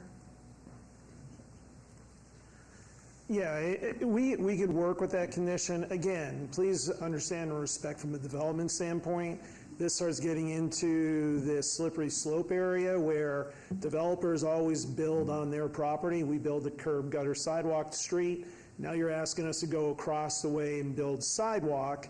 And does that mean the next meeting then they build the half street of that road also, 60-foot right of way? So we got to make sure that not just for this project, but for future projects, that you're not just tacking on stuff where if the city has federal funds or we have additional ways to work together, we will do that, okay? And my client has mentioned that we would like the opportunity to have the ability to work in conjunction with the city to figure out how we can get there and get that done. So don't want to hold this up. We're not saying no. We want to make sure we know what we need to do before we agree that we're just going to go do full sidewalks on the other side of the street, curb, gutter, and everything else. I don't know what that entails, but we'd rather sit down. I know there was a TIA that's done. That condition should satisfy it. As far as us working administratively, we're going to work with the councilwoman there to make sure we provide whatever is going to be best and adequate for the area. Well, and keeping in mind, as you well know, all these years, every project's different. And when you have other jurisdictions, you do not want to be picking up their bag of need. Exactly. And so you really, while you can have comprehensiveness about a project that may lay over for other precedent, the reality is each project's different. And the more you talk about it, the more you get into it, the more you find apropos of connectivities for computers or whatever. To me, what I think is the most important thing right now is to be able to move this along. We're desperate for housing, so what can we do to protect your participation, the private side, but also certainly protect the city and not put us in a situation where we're picking up and funding things that somebody else should be doing or willingly, because we're all Southern Nevada and we all need this housing. So the thing is to get it through if we can, with making sure we're not doing anything illegal or that we're short-sighted, to get the housing availability out there and get these people off the street. So, I mean, I don't know what conditions you're going to put on this, but the key is to get it on a timeline, get it up, get it built, get the people into the apartments. No, I think that all we're asking is to work with the applicant and making sure that the south side is going to be worked in conjunction with the project, and just making sure that we are communicating and doing what we need to get it done seamlessly. That's, I think, the biggest ask. And timely, please. Jeff Dorkak, City Attorney. All right, Mr. Anderson, you want to read that amendment to the condition one more time, and then we'll get it on the record for sure for What I was suggesting was in the parenthetical at the second to last sentence in condition number 13, we add the words and south. Do you want me to read the entire condition? Prior to this, condition number 13, prior to the submittal of construction drawings for this site, in accordance with section 2.2 of the city's Vision Zero Action Plan, submit a pedestrian circulation plan to identify nearby pedestrian attractors and recommend measures to accommodate pedestrians, such as, but not limited to, pedestrian access, crosswalk, pedestrian activated flashers, and temporary sidewalks, including pedestrian crossings for children in the vicinity traveling to and from the nearby schools. Evaluate both east and west and south of this property. Comply with the recommendation of the approved pedestrian circulation plan. Thank you, Jeff Dorkak, City Attorney. Yeah, my read on what Mr. Anderson just created there is it ensures a discussion but doesn't place a requirement on the developer to do anything, and I think that captures also what Councilwoman Diaz was mentioning. So I would be comfortable from the legal standpoint adding that, and then as long as the developer and his representative, Mr. Gronow, are good with it. Yes, for the record, we accept that condition. We're good. Beautiful, beautiful. Okay. I think that completes my final input. Super excited about this finally getting developed into housing that I continually hear at doors is such a need in our community. And so by when do we want to see this open? So it's supposed to close December of this year, and then this is a 17-month So probably about 17 months from January is what you're looking at. So that's 25, 26. You're probably second quarter, third quarter of 27. Can't wait. All right. Right? We know progress takes time. 26. Sorry, I'm not doing my math correctly, okay? Who knows? I'm not a mathematician, okay? That's all good. Don't trust my numbers. We won't hold that against you. All right, so with that, I'm going to move to approve agenda. Is there something else? No, it's the same by the end of 26. Okay, the goal is to get it completed by 26, I'm hearing. So let's hope that. Let's put that out and not have any other issues come our way. So with that, I'm going to move to approve agenda item 61A through D with stated and amended conditions. Thank you. Thank you very much. This motion, please vote. We'll have our guys work with And please post.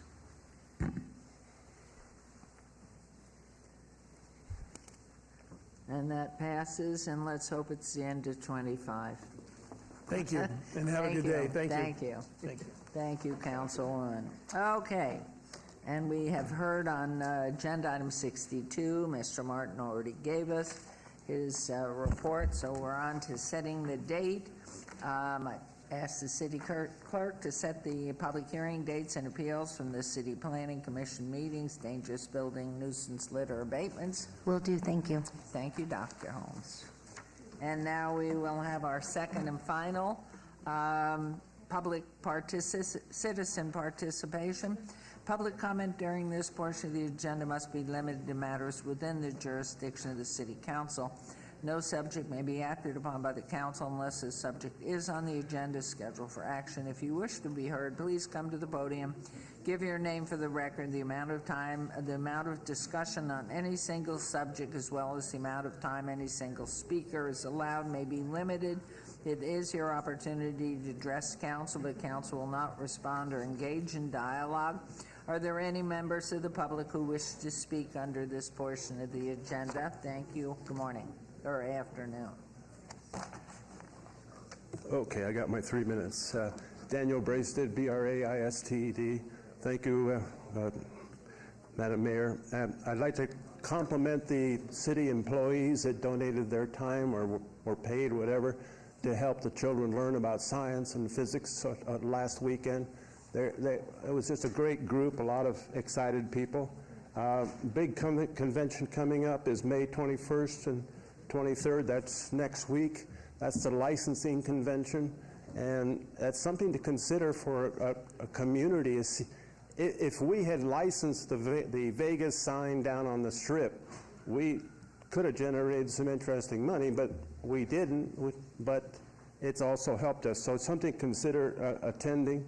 The big DEFCON, that's the one where you learn about how to protect yourself from being hacked, and that's August 8th through the 11th, and that's at the West Hall, and then the meetings will be held across the street at the Sahara That's a little pricey, but that's $450. Consider it. Events, I'd like to see more events where we have movies where we teach kids and teenagers, like the ones that you have on the History Channel and the Discovery Channel, of the history of Hershey's, the history of Coca-Cola, the history of Bird's Eye, food, Mars candy, and it's very, very interesting. I think that should, I'd like people to see that so that the kids can learn something. I don't see any notices about Toastmaster or Rotary or Optimus in the downtown area. I don't know if we have any meetings for that. Do we have a website that if I wanted to have a meeting in the downtown, I could click on it and I could see which hotels have rooms for meetings and how much is those 50 seats at the pool, what do they cost? I think that should be, some of the people running for mayor might want to consider adding that. There's lights still out under the underpasses, and we have the big electric Daisy carnival coming up. Tickets are $600 to $1,200. I wonder how many people attended Formula One, attended Super Bowl, are going to be attending this that are behind on their child support. Somewhere along the line, we need to step in and say, hey, now if their buddy wants to pay for it, that's fine, but if they can cough up, we need to do that. If you want to enforce something, like if I'm in a car accident and I don't have enough insurance, you need to ride me and not let me do anything until I pay up. Thank you. Thank you very much.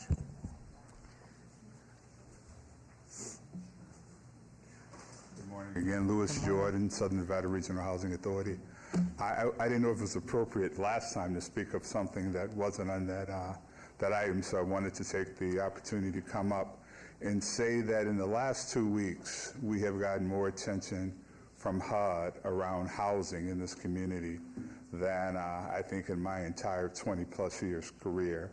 And what's been significant about that attention is that the collaboration and partnership that we've collectively pulled together to say we need more housing, we need more funding for housing. On May 7th, we held a affordable housing forum. Mayor, thank you for your comments.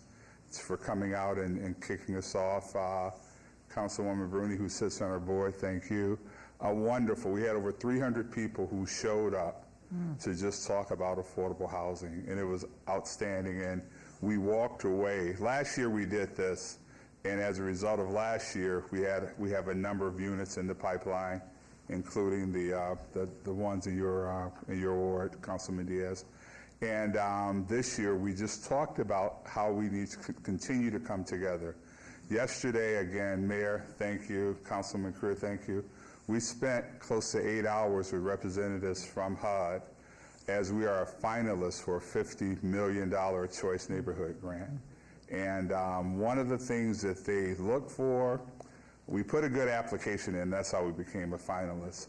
The key is, can we deliver and can we do it? And we're, as mentioned earlier, yesterday was my birthday, and we all know what I'm wishing for, that $50 million from HUD. But clearly, what came out of that meeting was a strong commitment, the synergy between the city, the county, the housing authority, and the developer, along with a people portion with Lutheran Services. We are showing a combined effort, and I would be remiss if I didn't take a moment to say thank you to all of you. As we look at this affordable housing, workforce housing, just housing in general, not as an issue for the housing authority, but an issue for all of us here in Southern Nevada. So I just wanted to say thank you. Well, I have to tell you, you have been inspiring. Just the feeling out there is so different. And finally, the direction is pulled together, and the word is out comprehensively. And things will happen because you're making them as a leadership, is making them. The people that collectively are with you, working with you, really do nothing but sing your praises. So well, thank you. Your birthday and your birthday wish and thinking it's so Hit great us to all. be Thank great you. to be on this team. Thank you all very much. Thank you so much. Well, you have been waiting all day. Are you coming up now? Yes. Do you happen to be Tashom Blacko? Come on up. And are you from Nevada, or are you in from somewhere else? Las Vegas. Wonderful. And if you'll step to, you take a choice. Anyone, as long as it's perfect. And if you'll speak right into it, and if you'll repeat your name so our clerk can get it, and then the floor is yours. My name is Tashoma Balcha. I'm complaining about the dictative. He committed crime on me with other people. I complain police headquarters, the FBI, I didn't hear anything. This dictative is a gangster, robber. He committed so many things, nobody listened when I go different places. Now I went to court, the lady told me about this place. That's why I came. I don't know, people, they scared. I went because the accident, big accident, the lady hit me from the back. I was almost paralyzed. They took me ambulance, and then the car took by this two people. 4 days in the hospital. No police talked to me there. One police came. He said, "Do I interview you?" "No, I'm not normal." Another day. After that, nobody. The police, zip. The FBI, zip. This criminal detective, I told him, he said, "Oh, you have money, you Jew."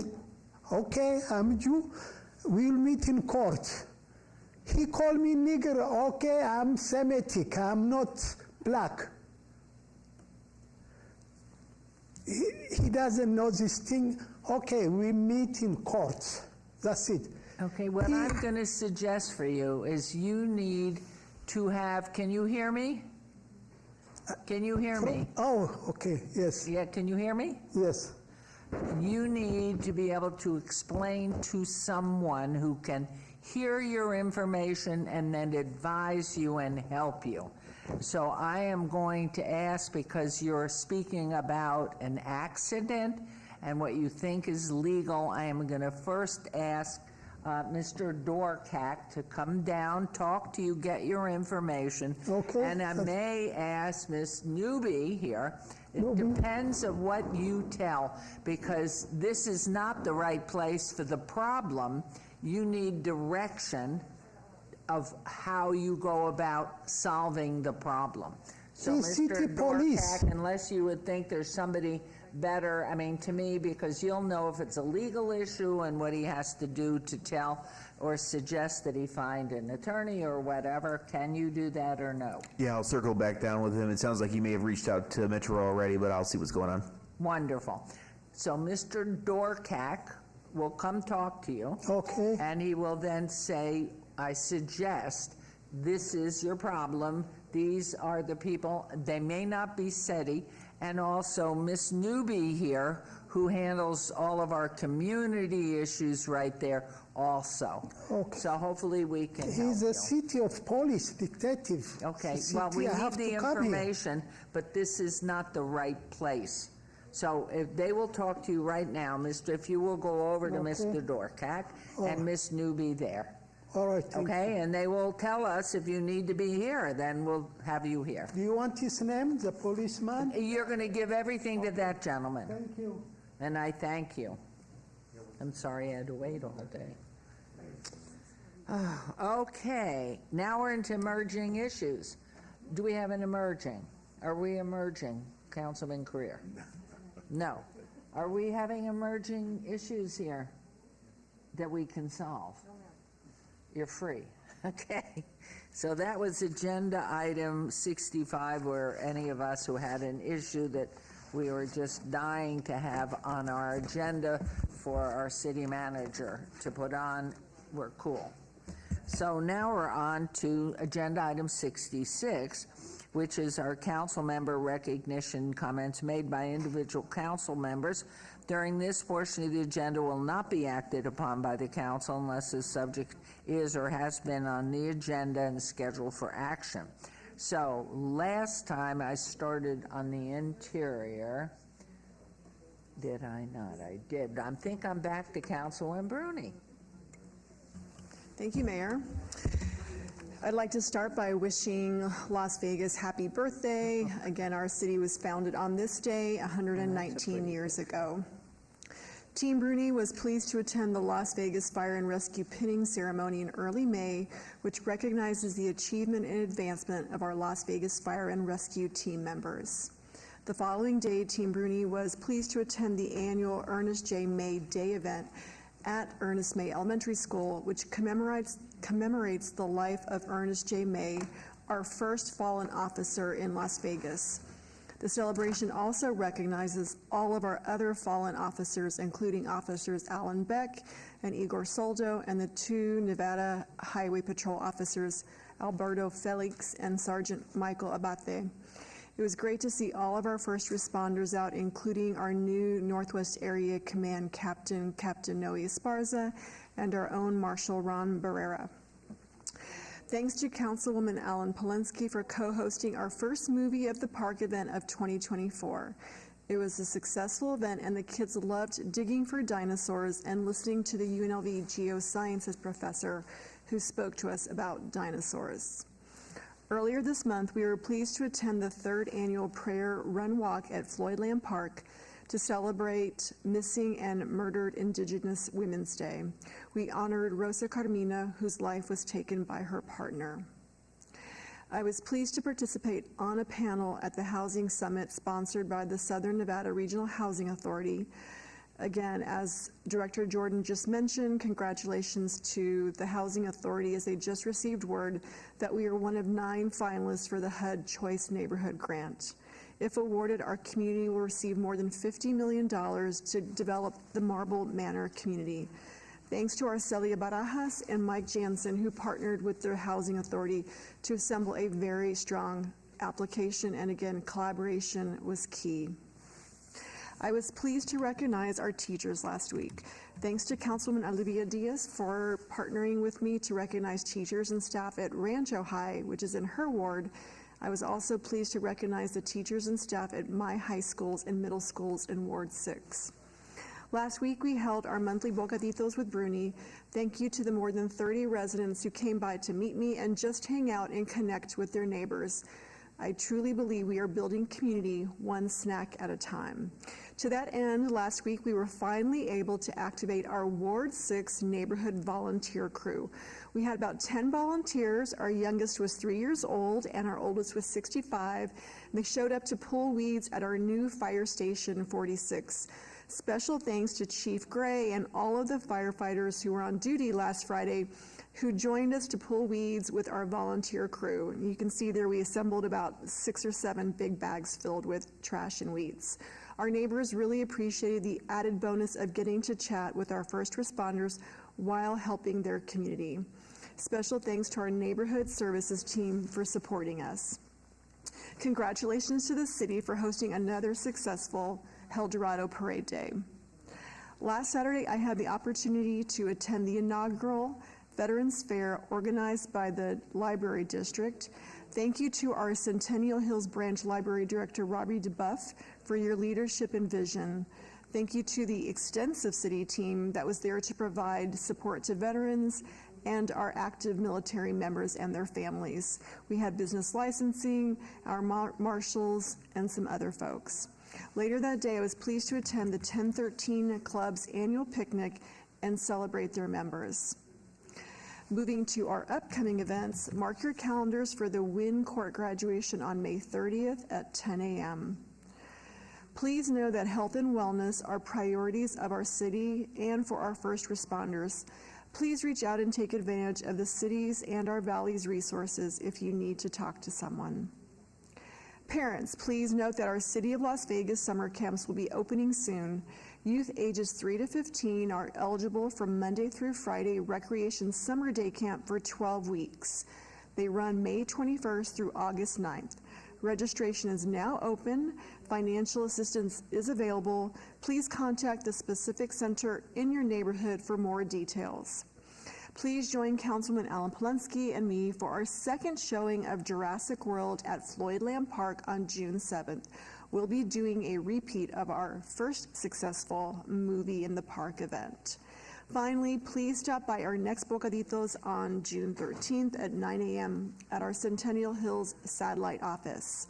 And as always, we want to hear from you. Please call 702-229-5463 or send us an email at ward6@lasvegasnevada.gov. Thank you. Thank you very much. Councilman Creer. Off you All go. right. Join the City of Las Vegas for the first Caribbean Heritage Festival this Saturday, May 18th from 11 a.m. to 4 p.m. at Laurentia Park in the Sammy Davis Jr. Festival Plaza. Attendees will have the opportunity to sample the traditions, music, and flavors of the Caribbean. Additionally, there will be reggae, steel drums, Cuban music, vendors, food trucks, and more. This event is in conjunction with Mario Lome and the Ministry of Youth, Sports, and Culture of the Bahamas. For more information, please call 702-229-2787. The City of Las Vegas invites you to celebrate the arts at the 3rd Annual Symphony Park Fine Arts Festival on Saturday, May 25th from 10 a.m. to 3 p.m. at 361 Symphony Park Avenue, adjacent to the Smith Center for the Performing Arts. The festival is a free family event with children's activities, entertainment, and marketplace booths by local fine artists, and vendors, and hometown art organizations representatives. Refreshments will be available for purchase. This event is possible with the support of the Smith Center for the Performing Arts. For more information on this and other upcoming events, please visit lasvegasnevada.gov/discover or call 702-229-ARTS. The next Ward 5 community conversation will take place on Thursday, May 30th from 9 a.m. at the Doolittle Active Adult Center located at 1930 North Chase Street. Residents and businesses are invited to grab a cup of coffee and join us to discuss various matters, upcoming events, and how the Ward 5 team can provide support. For more information, contact my office at 702-229-5443. Bolden Area Command will host Rolling in the 106 on Thursday, May 30th at 1851 Stella Lake Avenue from 6 to 8 p.m. There will be music, snacks, contests, and activities for the whole family.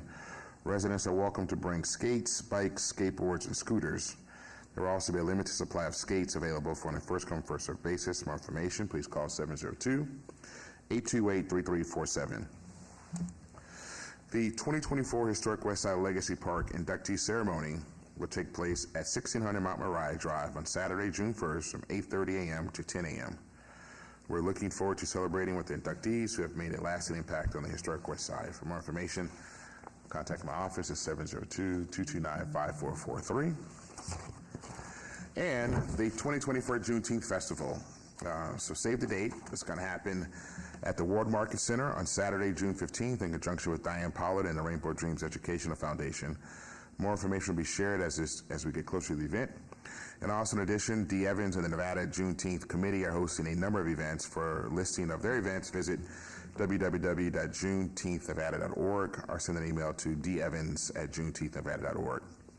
Registration is open for the annual Hoops for Hope basketball camp with former NBA player C.J. Watson and the Quiet Storm Foundation. The camp will be held at Doolittle Community Center for July 11th to the 13th for youth 4th to 8th grade. Contact Kathy Watson to register at Kathy, C-A-T-H-Y, at quietstormfoundation.org. And don't forget, always sign up for our newsletter. Contact Tanya in my office to get on board. Thank you. Thank you very much. How about you, Mayor Pro Tem? What is today besides our birthday? It is the International Day of Families. Wow. So I'll get to it. Give me a minute. I'll get to it. Hey, I promise. Come on, give us the invite.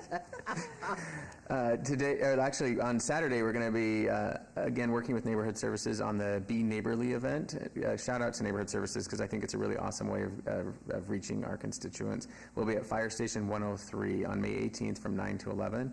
And come out and learn as much as you can about the fire station and all the wonderful things that Neighborhood Services provides. We'll have free family fun, free smoke alarms, a tour of the fire engine, and free ice cream while supplies last. And it is International Day of Families. This day raises awareness of the issues that families face around the world, including social, economic, and demographic policy changes at the local level. This year's theme is embracing diversity and strengthening families. A few quick ways to celebrate is to create a family tree, sign "We Are Family" song together, or have a family game night. And you can reach out to me any way you like. There we are. Family. Yes. We are family. Go Birdcage. Love that. Just love it. Go, Councilwoman Diaz.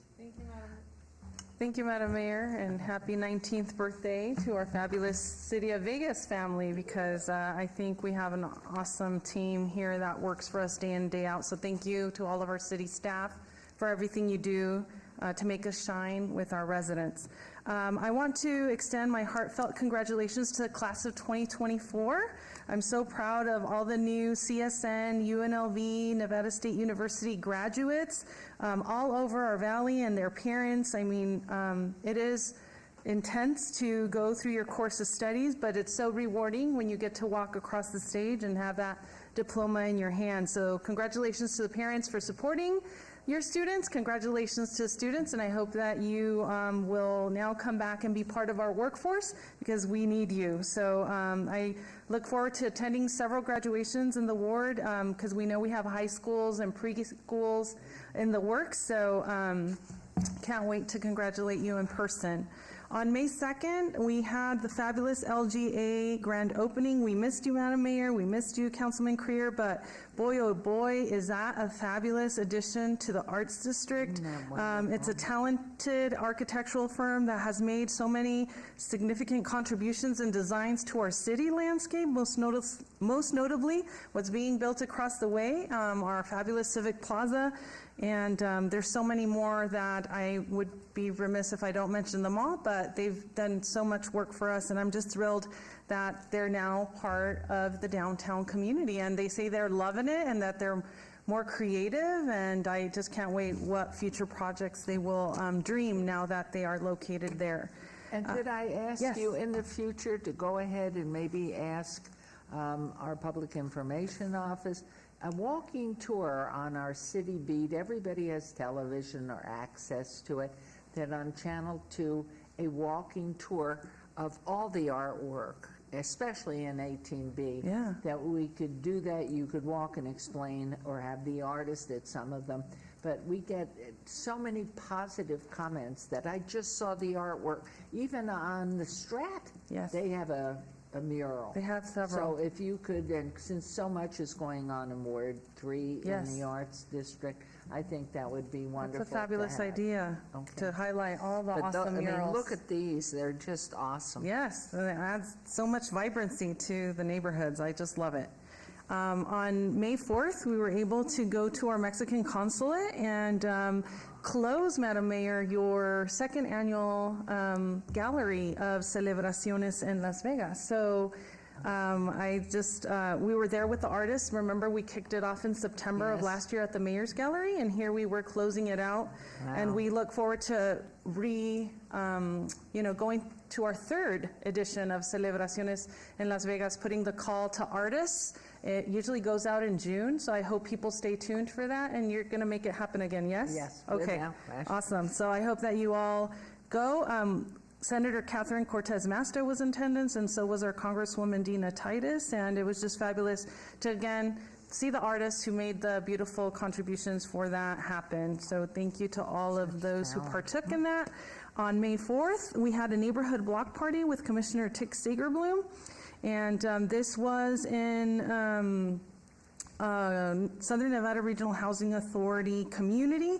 I want to send a big thank you to LVMPD Downtown Area Command, to our fire department. Our chief, Fernando Gray, was in attendance. He canvassed homes with us, making sure residents knew that we were hanging out at the clubhouse with lots of information, with our neighborhood services, our youth development social initiatives, our parks, recreation, and cultural affairs. And I just want to also, he left, but Mr. Louis Jordan and his support with his folks at the Housing Authority really made this possible at Otto Merida Desert Villas. So thank you so much. On May 6th and 7th, we were able to spread some love and cheer to our high schools. So Variety School, which came up in a conversation today, we were able to go and set up Poppin' In to say thank you on behalf of our YDSI team and the city team for all the work that they do for special needs kids valley-wide, and also Rancho High School also collaborating with Councilwoman Bruni and making a stop by there. On May 8th, we were able to unveil a plaque at 1425 Francis Avenue in Huntridge neighborhood. I want to thank homeowner Kelly Wallace for staying the course and wanting her home designated in our historic registry. It doesn't happen often, but she really has maintained the ethos of the home, just like she inherited it from the first owner, and the son of the first owner is in the picture there. And so is our historian of everything, Mr. Stodahl. We were there unveiling just this commemorative addition to the city's historic registry. I think the property was built in 1940. So we got to see flash from the past via newspaper clippings and everything, and it just made us chuckle at the things, how they marketed the homes back in the day. Very different from today's. And a lot of those are built right after the dam. Yes. Because the dam was the nucleus really to make things explode, and then that whole downtown area, Fifth, Sixth, all in there. Yep. Also, I want to thank Chief Potts and so all of our team at the Department of Public Safety, our YDSI department, obviously Dr. Malich at the helm, for making a special reading of Making It Better in Las Vegas to third grade class at C.C. Rano Elementary School. This was my school where I taught over 12 years, and it was kind of like a homecoming for me, going back to my old workplace. And I also would be remiss if I didn't acknowledge the winner of every reading so far, Officer Barrera. All the kids clapped enthusiastically for him to be the best reader out of all of us, and so he has a winning streak he's not going to give up anytime soon. And you guys, if you have an opportunity to hear him read out loud to kids, it's really cool. I told him he may have teaching in his DNA after a public safety career. Maybe he wants to go teach. So I want to thank C.C. Rano and Principal Shelley Cruz Crawford for also allowing us to partake and just be one with our third graders there and teaching them about public safety, stranger danger, knowing your address and phone number, things that I think should be at top of mind but sometimes aren't. Also, I was honored to take part in this iteration of the El Dorado Days Parade on May 11th, and obviously our mayors were in attendance, and it was just truly inspiring to ride Big Red, I think the second oldest vehicle in our city, and just continue this amazing tradition celebrating our city's rich history and vibrant community. Want to let everyone know that on May 18th at 7:15, the City of Las Vegas will have its next film documentary out, The 60s. So streaming is available. You don't have to make it in person to see it. The documentary will stream on the City of Las Vegas Facebook page, air on KCLV Channel 2 on Cox Cable, and be streamed via kclv.tv/live. And I hope that everyone who wants to learn about what it was, what Vegas was in the 60s, tune in. And speaking of history, the city is preparing for our next documentary, and we need your help. Can we interview you or a friend that can share recollections of life in Las Vegas during the 70s? Please send your contact information to lvhistoryfilms@gmail.com so film producers can reach out to you and make you part of this next film series.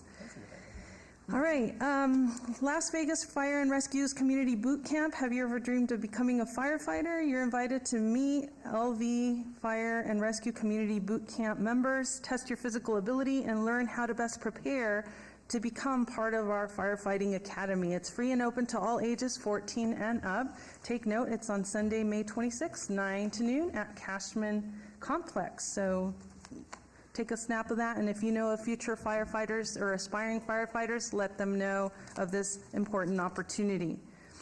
Save the date, on May 31st, the Adaptive Drama Club will present Through the Portal. It's an original play by students at our historic 5th Street School. It's a family-friendly event, open to the public and completely free. And what's really cool about this is there's many folks in our community with different abilities who are partaking in this just presentation and play, and I think it's important that we bring our children and appreciate all of our abilities. And so I know that our kids will be out of school, and this may be an awesome activity to do as a family, and it's completely free.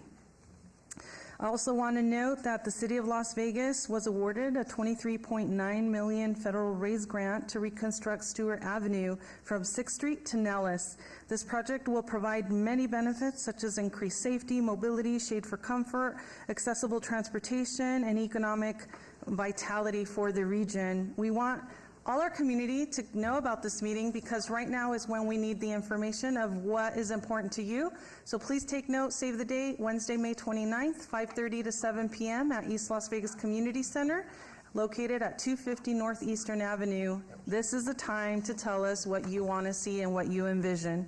With that, that's it for me. Stay in touch with us at our different social media platforms at Olivia Diaz LV. You can always subscribe to our newsletter, and you can always call our office directly, 229-2359. Thank you so much. And finally, but certainly not least, we've been waiting for you, Councilwoman Valencia, because you have all this new action going on, whether it's pickleballs, apartments, whatever you're doing, it's happening. Temples, everything's happening in Ward 4. We like to keep busy, Madam Mayor. Last night, I watched the Planning Commission meeting. That was hugely attended. That, I think, is the most turnout. So a lot of phone calls. Your lines must be hopping. It is. It is. Okay, the floor is yours. Thank you, Madam Mayor. We're going to skip the first slide because Councilwoman Maroney did a fine job overviewing it. We are going to start with Ward 4. We honored teachers in Ward 4 for their incredible dedication to educating the youth of Las Vegas. We've created an Excellence in Education Award. On May 6th, I had the pleasure of personally surprising 3 teachers. This year's awardees were Kristen Barrett of Thompson Elementary, Joshua House of Mulaski Middle School, and Dr. Ritzy Graytrix from Northwest Tech. Each received a personalized award, a special gift basket, and a $1,000 cash prize, because that's what teachers need. Thank you to Republic Services, Southwest Gas, and Western Elite for your support and contributions in recognizing these exceptional educators. Next up, on Saturday the 18th, we will be viewing my favorite movie, The Sandlot, at Mountain Ridge Park, located at 7151 Oso Blanco Road. We're doing that in conjunction with Mountain Ridge Little League. It's the end of season, and that's what we'll be celebrating with the kids. The movie will begin at dusk, and there will also be bounce houses, raffles, and face paintings. I hope to see many of you there. Next up, I'm looking forward to tomorrow, May 16th at 4 p.m., when we'll be celebrating the 60th anniversary of the release of Viva Las Vegas, the movie, and also the City of Las Vegas's birthday. I've invited all of Sun City Summerlin to the Starbright Theater to watch the movie and to see an Elvis impersonator, Vegas showgirls, prizes, and of course, birthday cake.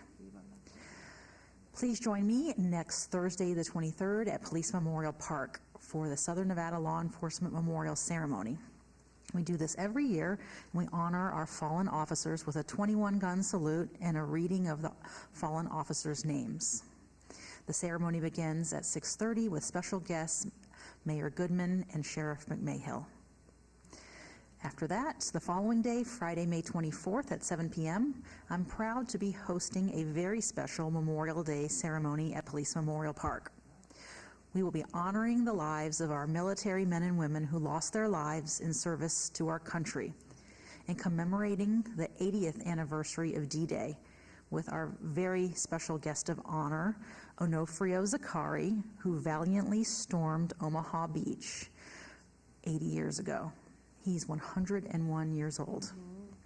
There will be 4,080 American flags on display, and the ceremony will conclude with a candlelight salute at sunset. Immediately following the ceremony, we'll be showing the film Saving Private Ryan, which depicts, of course, that Omaha Beach landing. Please bring your chairs, blankets, and food trucks will be available for purchases. Next up, I'll be looking forward to visiting all the kids of Ward 4 at our Summer Splash event at the Durango Hills Y on Saturday, June 1st from noon to 2. Beat the heat and bring the whole family out for swimming, games, prizes, refreshments. We usually have a DJ. It's a fun time. Come on out. We're going to skip the next slide because Councilwoman Bruni beat us to the punch. The next slide features 8 children from Las Vegas who have gone missing in 2024. While many of the kids are found or returned home, others are reported missing almost every week. If you have any information regarding any of the children featured, please call LVMPD Missing Person Detail at 702-828-3111. If you are a runaway, please call 800-786-2929. There's always a free bus ride home. And lastly, please stay connected with myself and my staff on social media platforms or contact us directly the old-fashioned way, 702-229-2524. Subscribe to our newsletter. Text LV Ward 4 at 468-311. We're always here to provide any assistance that we can. Thank you, Mayor. Thank you. And so as we conclude another one of our wonderful councils, our next meeting is when, please? June? No, 21st. Oh, we have a special meeting on the 21st. And then the next city council meeting is June 5th, the day before my 62nd wedding anniversary. Believe it, that length of time, one person, same old one. I mean, it's amazing. I'm a saint. Anyway, and since everybody for many years had to work with him as well, God bless you all. And for our public information and our team in technology, and certainly most importantly, our wonderful law enforcement, we thank you for taking care of us, to say nothing also of our patient, wonderful, involved team. Things are happening, life is really moving along, and I understand the President and former President Trump have agreed on a debate sometime in June. Very important for you to be informed, so listen to debates. And tonight at the Fontainebleau, 3 of the 12 or more candidates are debating, which would be Councilwoman Seaman, Councilman Creer, and former Congresswoman Berkeley at the Fontainebleau. At what time? Does anybody? At what time? 6:30. 6:30. And I understand it also may be televised on Channel 3. So with thanks to everybody, I must say, it's been a very interesting meeting today, but a lot of progress is all. And Memorial Day weekend is the 24th, and I think we have Monday off. Do we have Monday off, the 27th? Is that a holiday at City Hall? It is. Monday the 27th, so an extra day off for everybody. So consider that a gift from council. You have a day off on the 27th. And for my council members and colleagues up here, you're wonderful. We had a good day. And I looked at the attendance last night, as I must say, at planning. Nobody came here today, so I guess that's in the future. Your temple. And we look forward to it because it's wonderful for people to have a voice and be able to just make decisions. So thank you all. We stand adjourned.